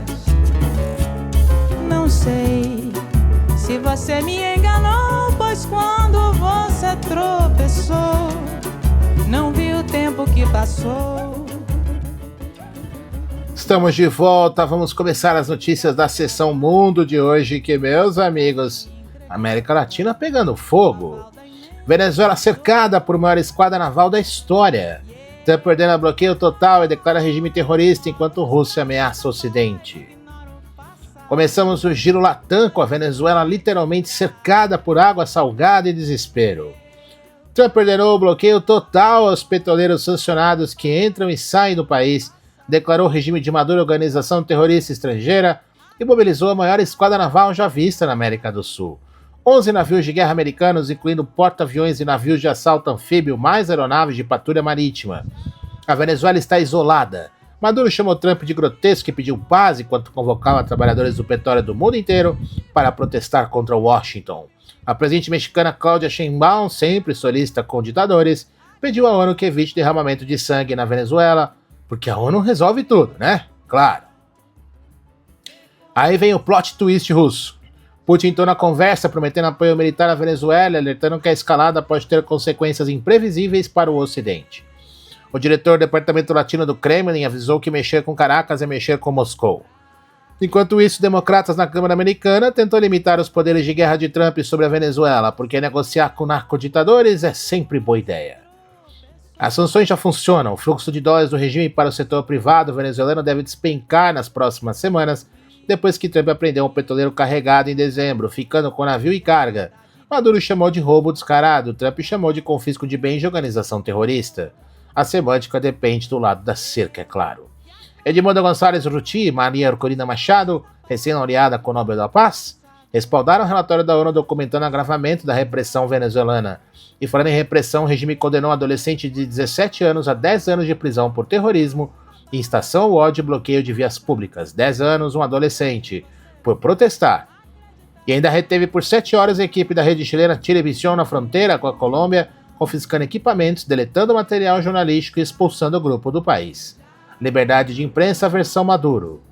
Honduras segue em crise eleitoral monumental. Mais de 2 semanas após a eleição de 30 de novembro, o Conselho Nacional Eleitoral não divulgou resultados oficiais. A presidente do órgão, Ana Paula Hall, denunciou que o pessoal indicado por partidos políticos sabota o processo, impedindo a entrada de funcionários e pressionando contra o escrutínio de atas suspeitas. Estados Unidos advertiu sobre consequências se houver sabotagem. O próprio Conselho pediu recontagem voto a voto, mas nada avança. No meio dessa confusão, o ex-presidente Juan Orlando Hernández, indultado por Trump após cumprir pena nos Estados Unidos por narcotráfico e perseguição de Biden, descartou voltar a Honduras. A presidente Xiomara Castro denunciou que ele tramava retorno para influenciar eleições, mas ele nega tudo de longe mesmo. A Operação Antidrogas ganha reforço americano na região andina. Estados Unidos confirmou desdobramento de pessoal da Força Aérea da base de Manta, Equador, para operações conjuntas. É o retorno de forças americanas a Manta, base estratégica na costa do Pacífico, bem próxima das rotas do narcotráfico colombiano. Bogotá está em alerta depois que Washington intensificou ataques marítimos no Pacífico. A campanha militar aumenta a pressão sobre a Colômbia de Petro, o principal nexo do narcotráfico latino-americano e cada vez mais em rota de colisão com Trump, além da Venezuela. Falando em Colômbia, o Ministério das Relações Exteriores exigiu que a Venezuela garanta condições humanitárias para colombianos detidos no país, com familiares denunciando incomunicação e superlotação. E após o ataque de insurgentes à delegacia em Buenos Aires, Cauca, que matou 2 policiais, a Procuradoria vai investigar protocolos de segurança em zonas de alto risco. Ficou escancarada a falta de reforços e preparo. No Chile, Boric anunciou reforma para transferir a administração penitenciária do Ministério da Justiça para o da Segurança, depois que 44 agentes foram presos na Operação Apocalipse por comandar rede de corrupção em 9 presídios. Cobravam para deixar passar celulares, drogas, comida e todo tipo de contrabando. O presídio chileno virou delivery. Itália de Giorgia Meloni mandou recado para Lula. É prematuro assinar acordo Mercosul-União Europeia nos próximos dias. Meloni se alinha a Macron, considerando que não foram implementadas medidas suficientes para proteger a agricultura europeia. Lula, que vinha vendendo acordo como feito, tomou balde de água fria da direita europeia. No Peru, 36 candidatos confirmados para a presidência de abril de 2026, incluindo 4 mulheres. Dos 39 partidos que fizeram eleições internas, 38 superaram o umbral legal. Eleições peruanas prometem ser um circo fascinante como sempre, e é mais um país para se prestar atenção se o Marco Rubio vai dar uma forcinha para a direita. Crise no EA. Revogaram o passaporte diplomático da assessora de confiança do secretário-geral Albert Hamdin. Xaviera Gessurum está sob investigação criminal por corrupção pública no Suriname, gerando crise política dentro da organização. Vejam vocês, hein? Que coisa essa OEA também. Na Costa Rica, o presidente Rodrigo Chaves manteve foro privilegiado. O Congresso rejeitou, por falta de maioria qualificada, pedido do Tribunal Supremo Eleitoral para levantar a imunidade de Chaves, investigado por beligerância política em atos oficiais. No Uruguai, cena digna de nota. Aniversário de 90 anos do ex-presidente Julio Maria Sanguinetti reuniu na mesma casa o atual presidente Amandu Orsi e o ex-presidente Luiz Alberto Lacalle e Luiz Lacalle Pou, de partidos diferentes. Civilidade democrática uruguaia funcionando. Enquanto isso, turistas argentinos levam susto a tentar entrar no país este verão. O decreto de Lacalle Pou de junho de 2024 habilitou cobrança de multas de trânsito de estrangeiros. Quem não pagou o fator multa no verão passado está encontrando deals de até R$60 mil ao tentar reingressar. Câmeras emitiam multas para estrangeiros antes, mas agora emitem e cobram na fronteira. Surpresa argentina garantida. O Unesco documentou 4 experiências gastronômicas da Bolívia para a Atlas Internacional de Alimentos, iniciativa que visa proteger tradições alimentares. Enquanto isso, 600 famílias bolivianas em Santa Cruz foram afetadas por inundações após chuvas intensas que fizeram o rio Piraí crescer de forma inusitada, deixando 20 mortos e 10 desaparecidos. Shakira anunciou residência musical de 3 shows em El Salvador, primeira apresentação do tipo na América Central. O governador salvadorenho aposta em atrair turistas com grandes eventos culturais e a China lançou um novo livro branco sobre a América Latina, detalhando planos para expandir presença em setores estratégicos como tecnologia, defesa e espaço. Xi Jinping de olho em curso de colisão com Washington por influência na América Latina. Porque, é claro, a América Latina também precisa estar no meio de mais tensão geopolítica, como outros lugares do mundo, é claro, né? São as nossas terras raras, vejam vocês, hein? Em homenagem à América Latina, vamos ouvir Sangue Latino, de Roberto Spindle e Ney Matogrosso.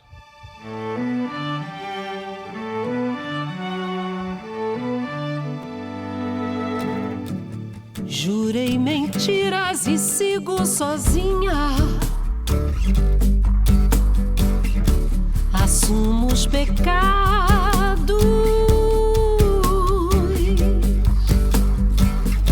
Os ventos do norte não movem moinhos. E o que me resta é só um gemido. Minha vida, meus mortos, meus caminhos tortos, meu sangue latino,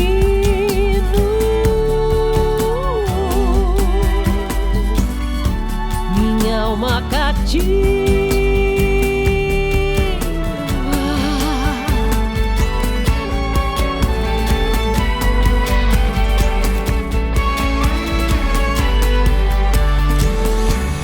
Jurei mentiras e sigo sozinho. Assumo os pecados.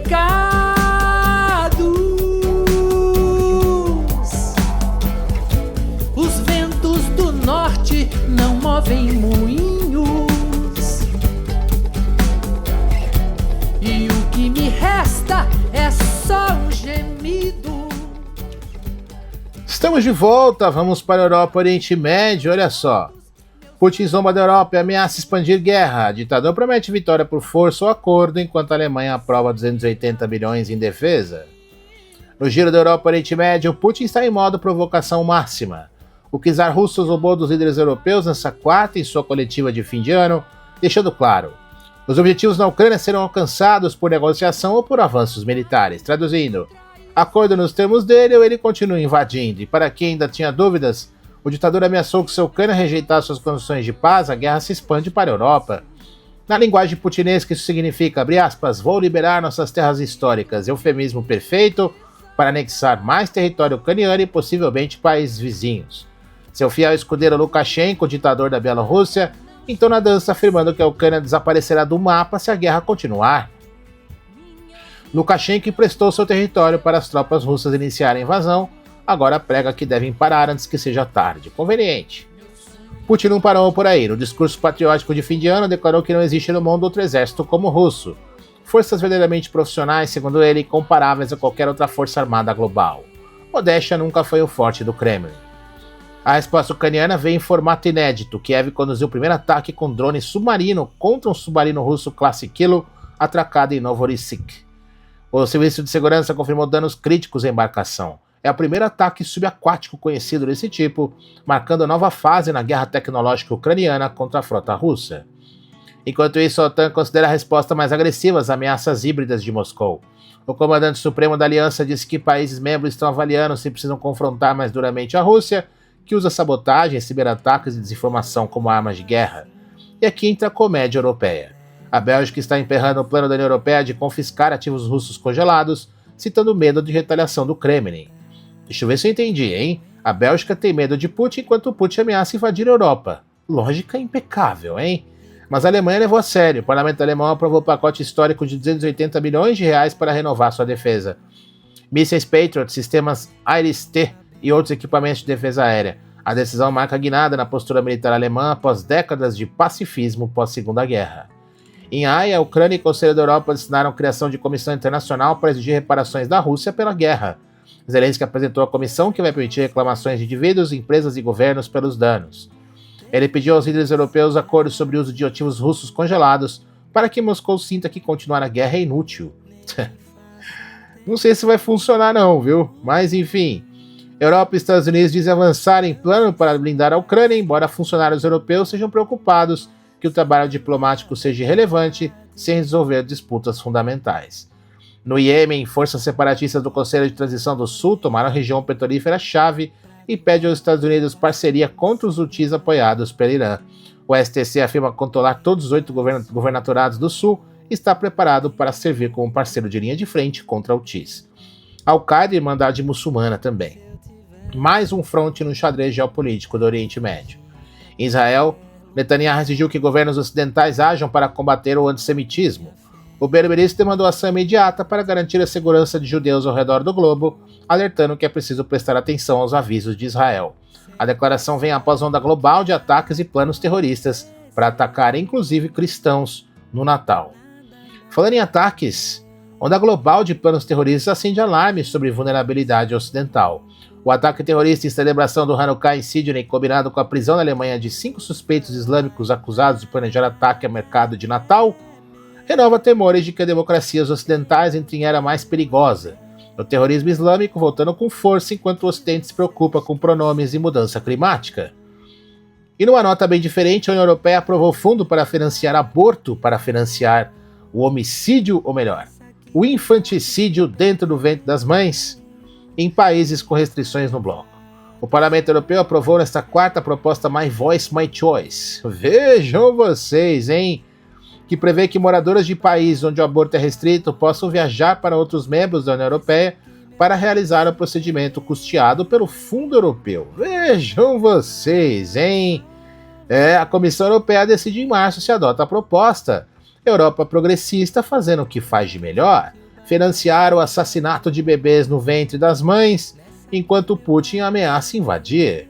Que beleza, hein? Meu Deus do céu! Os europeus insistem em destruir a si mesmos, e aí o Putin nem vai ter trabalho depois, né? Pois é.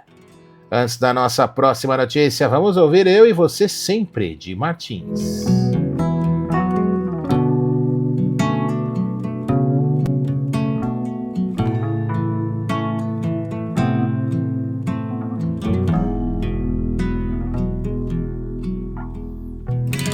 Logo, logo assim que puder vou telefonar. Por enquanto tá doendo. E quando a saudade quiser me deixar cantar, vão saber que andei sofrendo.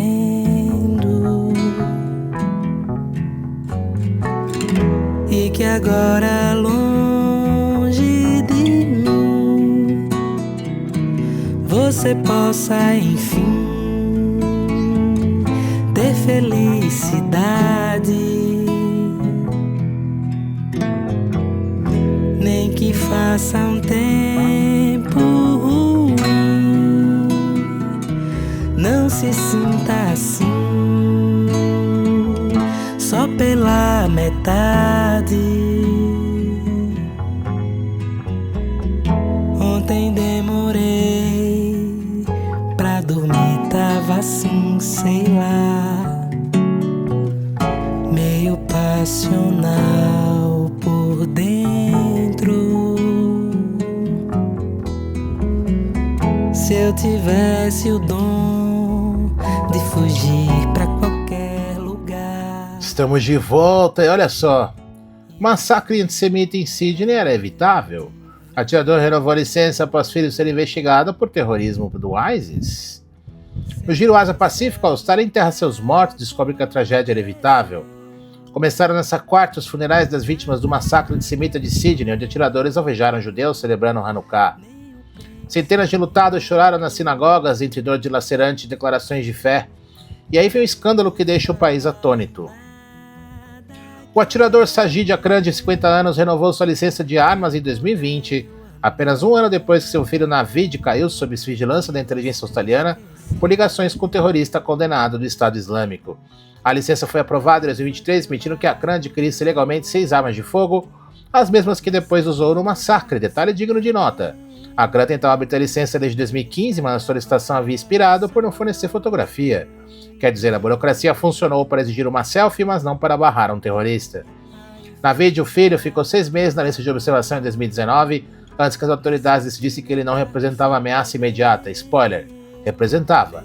O jovem terrorista de 24 anos perpetrou ataque junto com o pai, acordou do coma na terça e foi formalmente acusado nessa quarta com 59 ofensas criminais, incluindo 15 acusações de assassinato, 40 de tentativa de assassinato, ato terrorista e exibição pública de símbolos de organização terrorista. É um currículo impressionante para quem teoricamente não representava ameaça.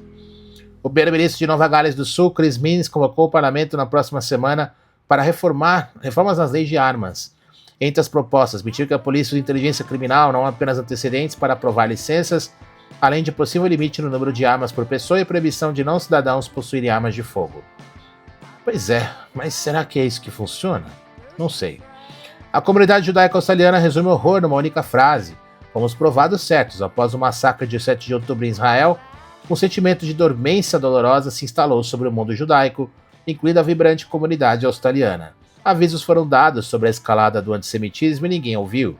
Agora enterram os mortos enquanto políticos prometem que dessa vez vai ser diferente.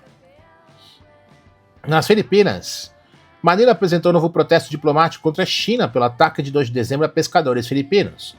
O governo denunciou assédio e colocação em perigo de vidas no Recife Skoda, no Mar do Sul da China, que as Filipinas insistem em chamar de Mar Filipino do Oeste.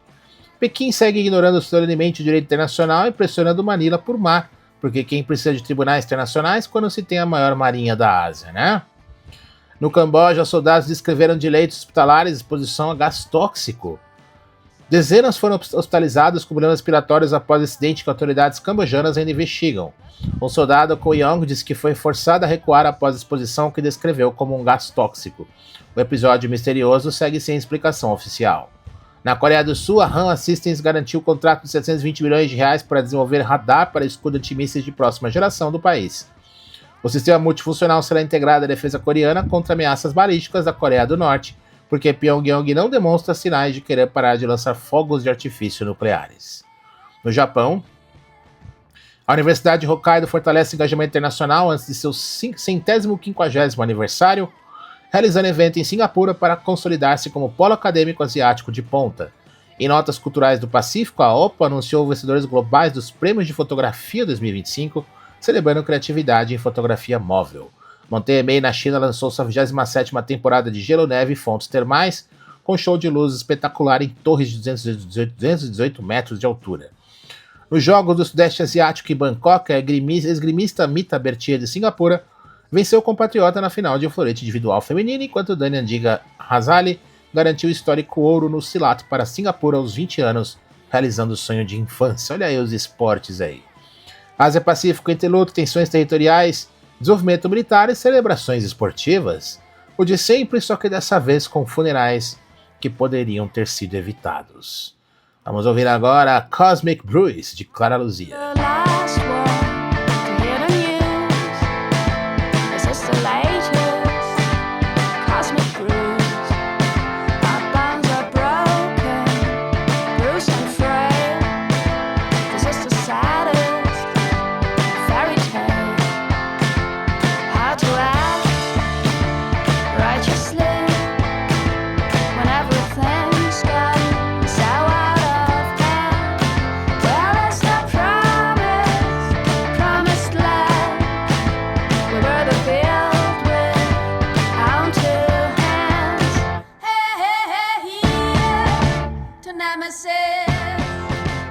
Estamos de volta, olha só, Trump cerca a Venezuela e apreende petroleiro de Maduro.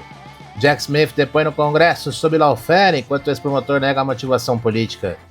No Giro da América, Trump resolveu que brincadeira com Maduro acabou. O presidente ordenou o bloqueio total e completo da Venezuela, declarando o regime de Nicolás Maduro organização terrorista estrangeira. A maior armada já reunida na história da América do Sul cerca o país bolivariano e Trump avisou que vai ficar maior ainda. O primeiro ato foi apreender o petroleiro Skipper com 1,8 milhão de barris de petróleo, algo entre 300 e 500 milhões de reais. Maduro reclamou na ONU sobre roubo de riqueza nacional, mas os números contam outra história. Com 15% dos ativos navais americanos no teatro do Comando Sul, 22 ataques a barcos de narcotráfico desde setembro, matando 87 pessoas, e petróleo representando 88% das receitas de exportação venezuelanas, o cerco é científico. A China é o cliente dominante do petróleo de Maduro e cortar essas remessas estrangula a única fonte confiável de dólares do regime.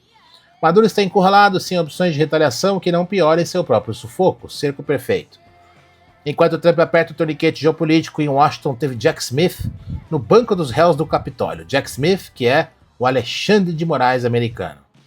O ex-promotor especial que perseguiu Trump por 2 anos, depôs em sessão fechada e negou que a política teve qualquer papel em suas investigações. Jack cortou figura melancólica, sem sorrir, visivelmente desconfortável. Republicanos queriam respostas sobre lawfare, o ativismo judicial sem precedentes. Ele jurou que processaria qualquer ex-presidente com base nos mesmos fatos, republicano ou democrata. Claro, Jack, todo mundo acredita. O mesmo homem que arquivou tudo correndo quando Trump venceu, agora vem de imparcialidade. Ironia tem limites. Trump está se divertindo, adicionando placas sobre cada retrato dos 45 presidentes americanos na calçada da fama presidencial. Biden ganhou o título de pior presidente da história americana, começou ao uso sem precedentes do autopen para assinar documentos e ser dominado por handlers esquerdistas radicais. Obama levou lembranças sobre ser a figura mais visível da história americana, espionar a campanha de Trump em 2016 e criar a farsa Rússia. Bush ganhou a citação por guerras necessárias no Afeganistão e Iraque. Estilo Trump puro, sem filtro, sem papas na língua, atacando os seus antecessores, todos globalistas. Na terça-noite, a bilionária Miriam Nelson ofereceu meio brincando doar 1,25 bilhão de reais para Trump desafiar a 22ª emenda e concorrer ao 3º mandato em 2028. Trump riu, por enquanto. No Senado, o pacote de defesa de 4,5 trilhões de reais foi aprovado por voto bipartidário de 77 a 20. Financiamento para assistência ucraniana é garantido, revogação nas autorizações de uso de força militar de 91 e 2002 para a Guerra do Golfo e Guerra do Iraque encerrada. Mas nem tudo são flores no fronte republicano. 4 congressistas competitivos se rebelaram contra a liderança do partido e apoiaram a tentativa democrata de forçar a votação sobre a extensão dos subsídios do Obamacare, golpe ao speaker Mike Johnson. Brian Fitzpatrick, Mike Lawler, Rob Bresnahan e Ryan McCasey assinaram a petição com 214 democratas, atingindo as 218 assinaturas necessárias.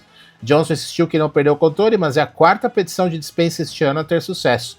Trump ficou de fora enquanto o partido patina. Contraste marcante do presidente conhecido por opinar sobre absolutamente tudo. A ideia de eliminar o filibuster está ganhando tração entre republicanos. Antes noção tabu, agora vira consideração séria após 43 dias de shutdown. O senador Roger Marshall, que dizia nunca, jamais, está dando séria consideração. A frustração move montanhas ou pelo menos regimentos internos. No fronte da imigração, as consequências das políticas de Biden aparecem diariamente. O motorista de ônibus chinês que entrou ilegalmente em 2023 foi solto sob políticas da administração anterior, acabou no Brooklyn e conseguiu carteira de motorista comercial, apresentando documentos federais. Huang Yisong, 54 anos, estava dirigindo o ônibus de turismo quando ficou distraído assistindo um vídeo no telefone e colidiu com um caminhão, matando o motorista de 31 anos e ferindo uma dúzia. Yisong falhou em teste de proficiência em inglês na cena do acidente. A secretária Kirsten Owen resumiu a tragédia dizendo que americanos inocentes demais foram mortos por ilegais, dirigindo caminhões, e estados santuários continuam emitindo licenças comerciais para quem nem deveria estar no país.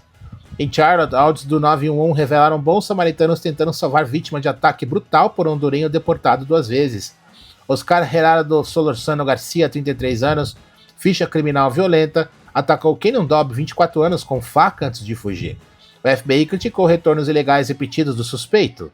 E a ex-estrela do Saturday Night Live, Leslie Jones, quer que democratas prendam agentes do ICE se retomarem Congresso. Pediu abertamente prisão de todo mundo que trabalha para a agência. Tirada que mostra até onde vai a loucura progressista americana. Denunciantes do IRS Gary Shapley e Joseph Ziegler revelaram no podcast Pod Force One nível sem precedentes de corrupção observado investigando Hunter Biden antes do perdão presidencial. A família Biden vivia a 8 km do escritório. Joe apareceu no escritório do FBI, escala de acesso sem precedentes. Shapley observou que extorsão é quase tradição familiar Biden, citando o vídeo de Joe na Ucrânia ameaçando cortar dinheiro se não demitissem Victor Shokin. Perdão presidencial varreu tudo para debaixo do tapete? Conveniente, né? Dan Bongino está deixando o cargo de diretor adjunto do FBI. 4 fontes confirmaram saída para janeiro, querendo voltar para o programa de comentarista político. Trump confirmou dizendo que Bongino fez ótimo trabalho e provavelmente quer voltar ao show. O republicano Daniel House, que votou pelo impeachment de Trump em 2021, anunciou que não vai buscar reeleição em 2026.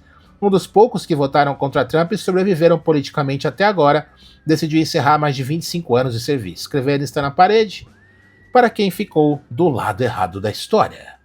Em Los Angeles, a prefeita Karen Bass admitiu que estragou a resposta aos incêndios devastadores de Palisades e Eaton em entrevista de podcast, mas sua equipe exigiu que a confissão fosse cortada da gravação final. Bass disse que não avisaram pessoas que estavam pegando fogo, referindo-se à falta de alertas de evacuação no oeste de Altadena, onde 19 pessoas morreram. Momento cândido que Bass quis desesperadamente apagar. A equipe alegou que a entrevista havia claramente terminado. Transparência seletiva no melhor estilo progressista. E a polícia de Providence ampliou busca por atirador de Brown University, incluindo pessoa em proximidade ao suspeito. Fotos de indivíduos usando jaqueta azul com capuz verde parece ser a mesma pessoa vista em filmagem de vigilância menos de 2 horas antes do tiroteio, que matou 2 estudantes e feriu 7. Morgan Geyser, atacante do Slenderman que quase matou o colega em 2014 para agradar vilão de horror, não vai contestar esforço do Estado para revogar privilégio de soltura após fugir de abrigo em novembro. Ele cortou a tornozeleira, fugiu com o companheiro de 43 anos, foi presa no dia seguinte em posto de caminhão fora de Chicago. A decisão sobre caminho para juiz mandá-la de volta ao Instituto de Saúde Mental Winnebago. O ex-senador do Texas, Matt Hanloff, 32 anos, foi preso por usar documento gerado por IA intitulado Plano Hipotético de Contra-Influência para aliciar adolescente de 17 anos. O plano de 5 etapas delineava formas de manipular mulheres.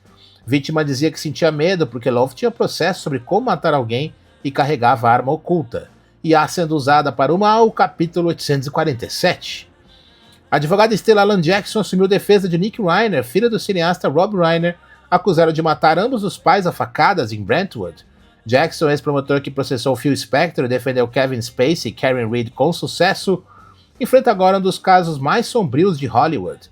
Nick Reiner poderia pegar prisão perpétua sem liberdade condicional. Tempestade massiva costa a costa atravessa o país com rajadas de vento de força de furacão, impactando mais de 30 estados até o fim de semana. Rajadas de 80 a 112 km por hora pelo noroeste pacífico, com 114 registrados em Whidbey Island e impressionantes 222 km por hora em Mount Hood, mais 350 mil sem energia em Washington, 200 mil no Oregon. Natureza lembrando quem manda. E Trump liderou cerimônia de transferência digna da base aérea de Dover para corpos de 2 soldados da Guarda Nacional de Iowa e intérprete civil mortos por atirador ISIS na Síria.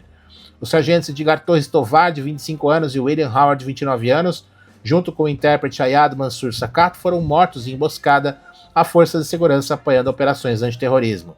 Trump, vestido todo de preto, manteve o rosto sério durante a cerimônia, que previamente descreveu como um dos trabalhos mais difíceis da presidência. Um contraste marcante com antecessores que evitavam Dover como praga. Cofundador da Ben Jerry's, Ben Cohen, acusa a empresa Magnum de usar táticas orwellianas para expulsar membros do conselho e silenciar a missão social da marca, que inclui apoio a palestinos. A Unilever girou marcas de sorvete para empresas separadas semana passada, impondo o limite de 9 anos que expulsou 3 diretores, incluindo o presidente. Cohen diz que estão destruindo a missão social enquanto finge melhorá-la. É o capitalismo comendo o progressismo no café da manhã. E a organização esquerdista que ataca a indústria de private equity está se preparando para a investigação do governo Trump contra non-profits políticos. Private Equity Stakeholder Project, frequentemente citado por AOC Elizabeth Warren, está buscando doadores para fundos frescos antes de investigação esperada de 2026 do Tesouro e da Receita Americana. Fontes dizem que o clima é de terça-feira aterrorizada, não terça-feira de doações. O Centro de Política da Open Society de Soros doou R$2 milhões em 2021 e 2022, mas parou em 2023. Até Soros viu que o barco estava afundando. Estados Unidos e abolição política, social, climática e geopolítica. Apenas mais uma quarta-feira normal na era Trump. Meus amigos. E antes da nossa próxima notícia, vamos ouvir agora Round the Bend, de The Asteroids Galaxy.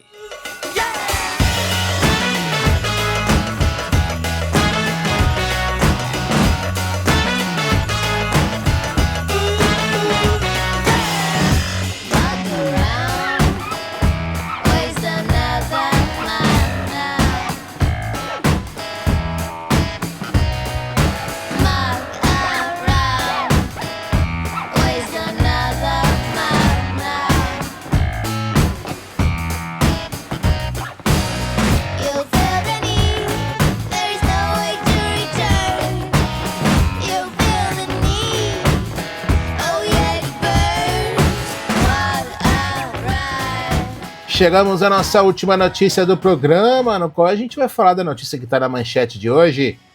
HMPV na China e gripe K na Europa assustam o mundo. 2 vírus respiratórios circulam simultaneamente enquanto Trump desmonta a burocracia climática. Vamos fechar com o giro da saúde, ciência e tecnologia, começando com o novo medo pandêmico global. Olha só, hein, de novo, hein? Eita lasqueira, mas olha só. A China enfrenta surto de HMPV. É o metapneumovírus humano, disparando casos respiratórios em crianças menores de 14 anos. Hospitais lotados, imagens viralizando, déjà vu de 2020 batendo na porta. Mas, diferente da narrativa apocalíptica, o CDC chinês mostra que a magnitude das infecções está menor que ano passado na mesma época. Inverno no hemisfério norte, vírus respiratórios circulando, China registrando, normal para a época, OMS acompanhando, Brasil monitorando, pânico manufaturado. A HMPV descoberta em 2001 na Holanda circula há décadas, causa sintomas leves na maioria dos casos. Não tem vacina, não tem tratamento específico. Gripezinha 2.0, agora com sigla nova. Enquanto a China lida com o HMPV, a Europa enfrenta a gripe K, uma variante agressiva do H3N2, detectada na Austrália em agosto. Mais de 30 países identificaram a cepa. A temporada começou semanas antes do previsto, com intensidade inusual. A Espanha reporta aumento de 50% nas hospitalizações e emergências lotadas. A variante K acelera a transmissão e espalha mais rápido que cepas anteriores. América Latina em alerta, Argentina monitorando fronteiras, solução mágica dos especialistas: vacina, vacina, vacina. Como se a efetividade contra novas variantes fosse garantida, e não é. 2 vírus respiratórios diferentes circulando simultaneamente em hemisférios opostos, medo globalizado, controle preparado, roteiro já é conhecido. Já vimos esse filme, você vai se assustar? Nós aqui da Rádio Café recomendamos que você não se assuste. Trump desmantela Centro Nacional de Pesquisa Atmosférica, jogando décadas de projetos climáticos na lixeira. Cientistas em pânico, ativistas em desespero, Trump tocando o barco, desmontagem da burocracia verde em ação. No fronte da IA, o futuro eleitoral chegou conversando com você. 2 estudos mostram que chatbots de IA influenciam escolhas de eleitores de forma mensurável. Esqueça bater em portas. O futuro das campanhas é algorítmico e persuasivo. Adolescentes americanos incorporaram chatbots no dia a dia. Pew Research mostra preocupações sérias sobre saúde mental juvenil. IA não é mais novidade, é hábito viciante. Yoshua Bengio, o padrinho da IA, quebrou o recorde. É a primeira pessoa com trabalho citado mais de 1 milhão de vezes no Google Scholar. É o pesquisador mais citado da plataforma. Universidade de Montreal. Machine Learning tem pais fundadores, Bengio é um deles. Purdue virou a primeira universidade exigindo competência IA para todos os graduandos. Engenharia ou filosofia só sai sabendo trabalhar com IA. Universidades correndo para se adaptar. Tecnologia vestível deu salto. O exoesqueleto Irmo M1 usa IA e sensores LiDAR para prever terreno, reduzindo esforço ao caminhar em 45%. M1 parece ponto de virada, andar ficou mais fácil literalmente. Stanford revelou por que vacina Covid desencadeia problemas cardíacos em homens jovens. A maior estudo sobre miocardite relacionado à vacina é feito raro, mas real. É a ciência explicando o que a censura tentou esconder. A UCLA destruiu mitos sobre cannabis. Examinaram 2.500 estudos. Apenas canabinoides aprovados pelo FDA demonstram benefícios clínicos claros. Maconha medicinal vendida como panaceia, ciência mostra realidade diferente e perigos no uso recreativo desenfreado. A governadora Kathy Hochul de Nova York vai assinar projeto controverso para legalizar o suicídio assistido por médicos no estado.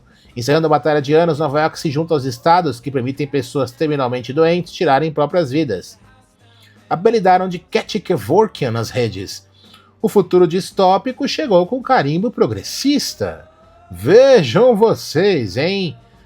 São os despovoadores globalistas trazendo as suas políticas malucas para a realidade. E olha só, descoberta científica sobre interocepção pode revolucionar a saúde mental. Interocepção é nosso sexto sentido, a capacidade de perceber sinais internos do corpo. Perturbações nesse sentido podem estar por trás da ansiedade, distúrbios alimentares e outras doenças mentais. Maggie May, residente do Arkansas na casa dos 30, lutava há anos com anorexia nervosa atípica quando descobriu o tratamento focado em interocepção em clínica psiquiátrica. A chave para a saúde mental pode estar dentro de nós, literalmente, hein? Fique ligado, vai analisar aí a sua interocepção, hein? Fique ligado. Nas ruas americanas, a crise do fentanil piorou. Potência sedativa animal está substituindo o tranque nas drogas de rua, tornando o fentanil ainda mais mortal.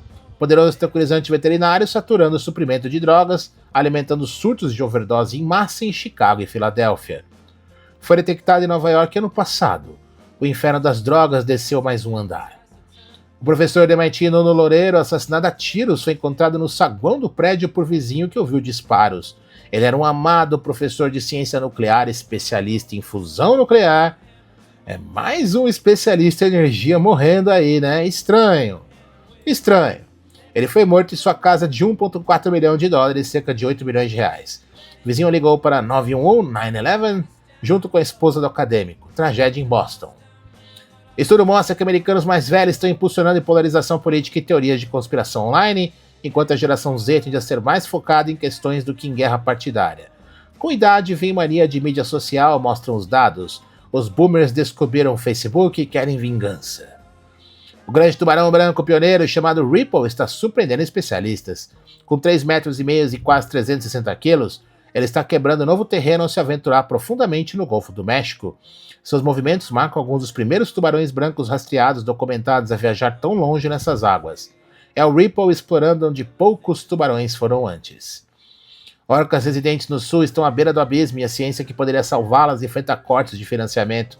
É a corrida desesperada para salvar a espécie icônica enquanto o orçamento científico derrete.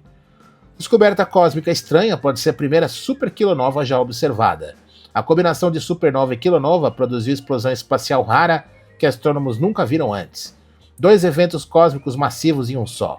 O universo mostrando que ainda sabe surpreender. Em notas de saúde cotidiana, estudo revela que consumir membrana do ovo, aquela película estranha entre a casca e a clara, pode tornar o cabelo mais grosso e reduzir pés de galinha. E a testosterona está renovando drives sexuais de mulheres e salvando casamentos.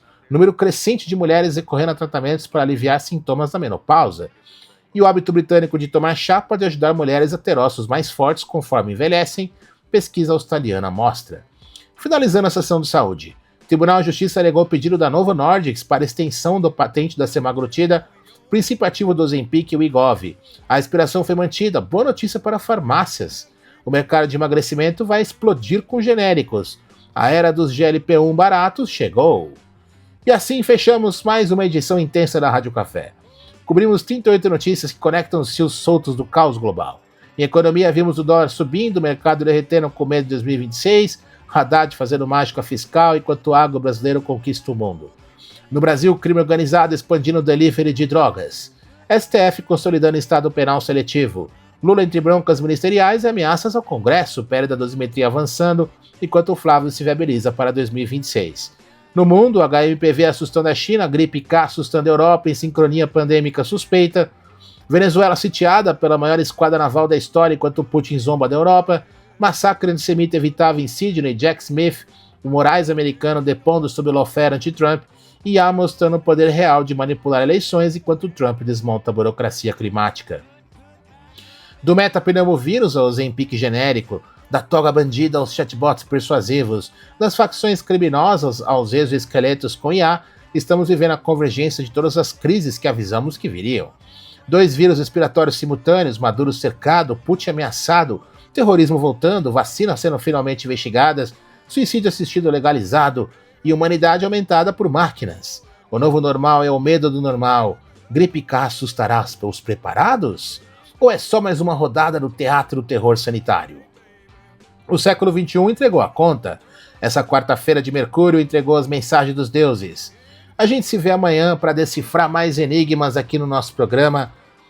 Para você que ficou até o fim, conheça o aplicativo Amigo da Arvor, amigo.arvor.com. Acesse lá, faz o seu cadastro e utilize uma IA que pode revolucionar o seu dia a dia. Para quem está por aí, não esquece o livro 100 Axiomas para a Vida está à venda na Amazon. O link está direto na bio, é só você entrar aí no link da bio no X, ou para quem está no YouTube, no link da bio é só você entrar e você tem acesso. O livro é gratuito para quem tem o Kindle Unlimited. E também o livro Inteligência Artificial para Todos está disponível, um livro para ajudar você a se ambientar em como utilizar as ferramentas de inteligência artificial para diversos tipos de uso. Muito obrigado a todos. Quem ficou até aí, não esquece, assina o nosso canal no YouTube, @LeonardoDias_RC, e também a nossa newsletter, oeditorial.com. Você assina, recebe por e-mail. Caso você queira contribuir conosco, você pode, ou pode assinar gratuitamente. Também pode se tornar um membro fundador da Rádio Café. Quer ser o primeiro? Vai lá, assina aí que a gente vai falar aqui o seu nome e agradecer quem for o nosso primeiro membro fundador do programa. Muito obrigado a todos. Amanhã a gente volta com mais um programa. Vamos finalizar o nosso programa de hoje ouvindo a música Sísifos, homenagem aí a um mito que nos faz refletir sobre o mundo que estamos vivendo. Vamos ouvir Sísifos de Andrew Bird. Boa noite a todos e até amanhã.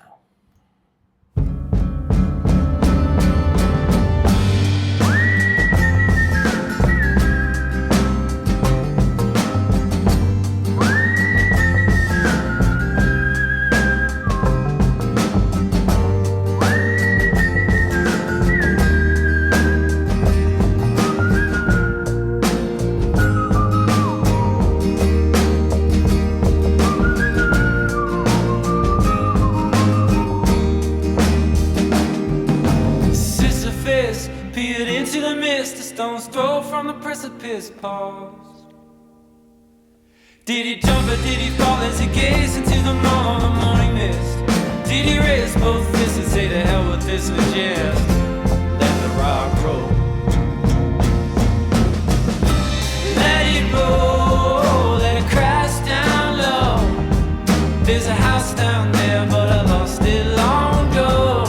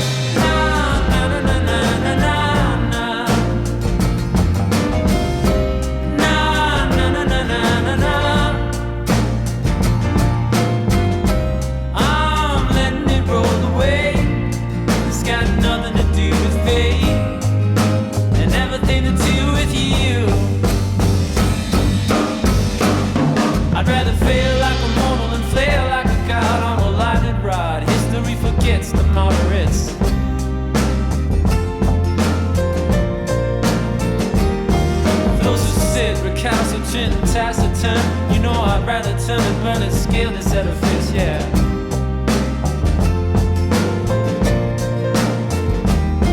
Where's my accomplice? So take my hand, we'll do more than stand. Take my hand, we'll claim this land.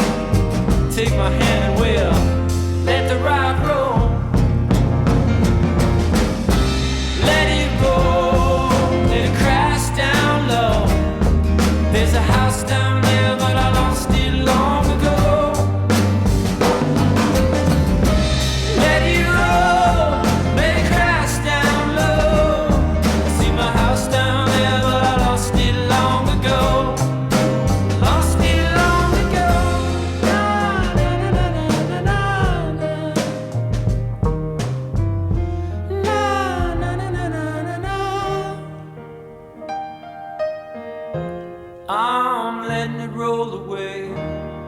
Got nothing to do with fate and everything to do with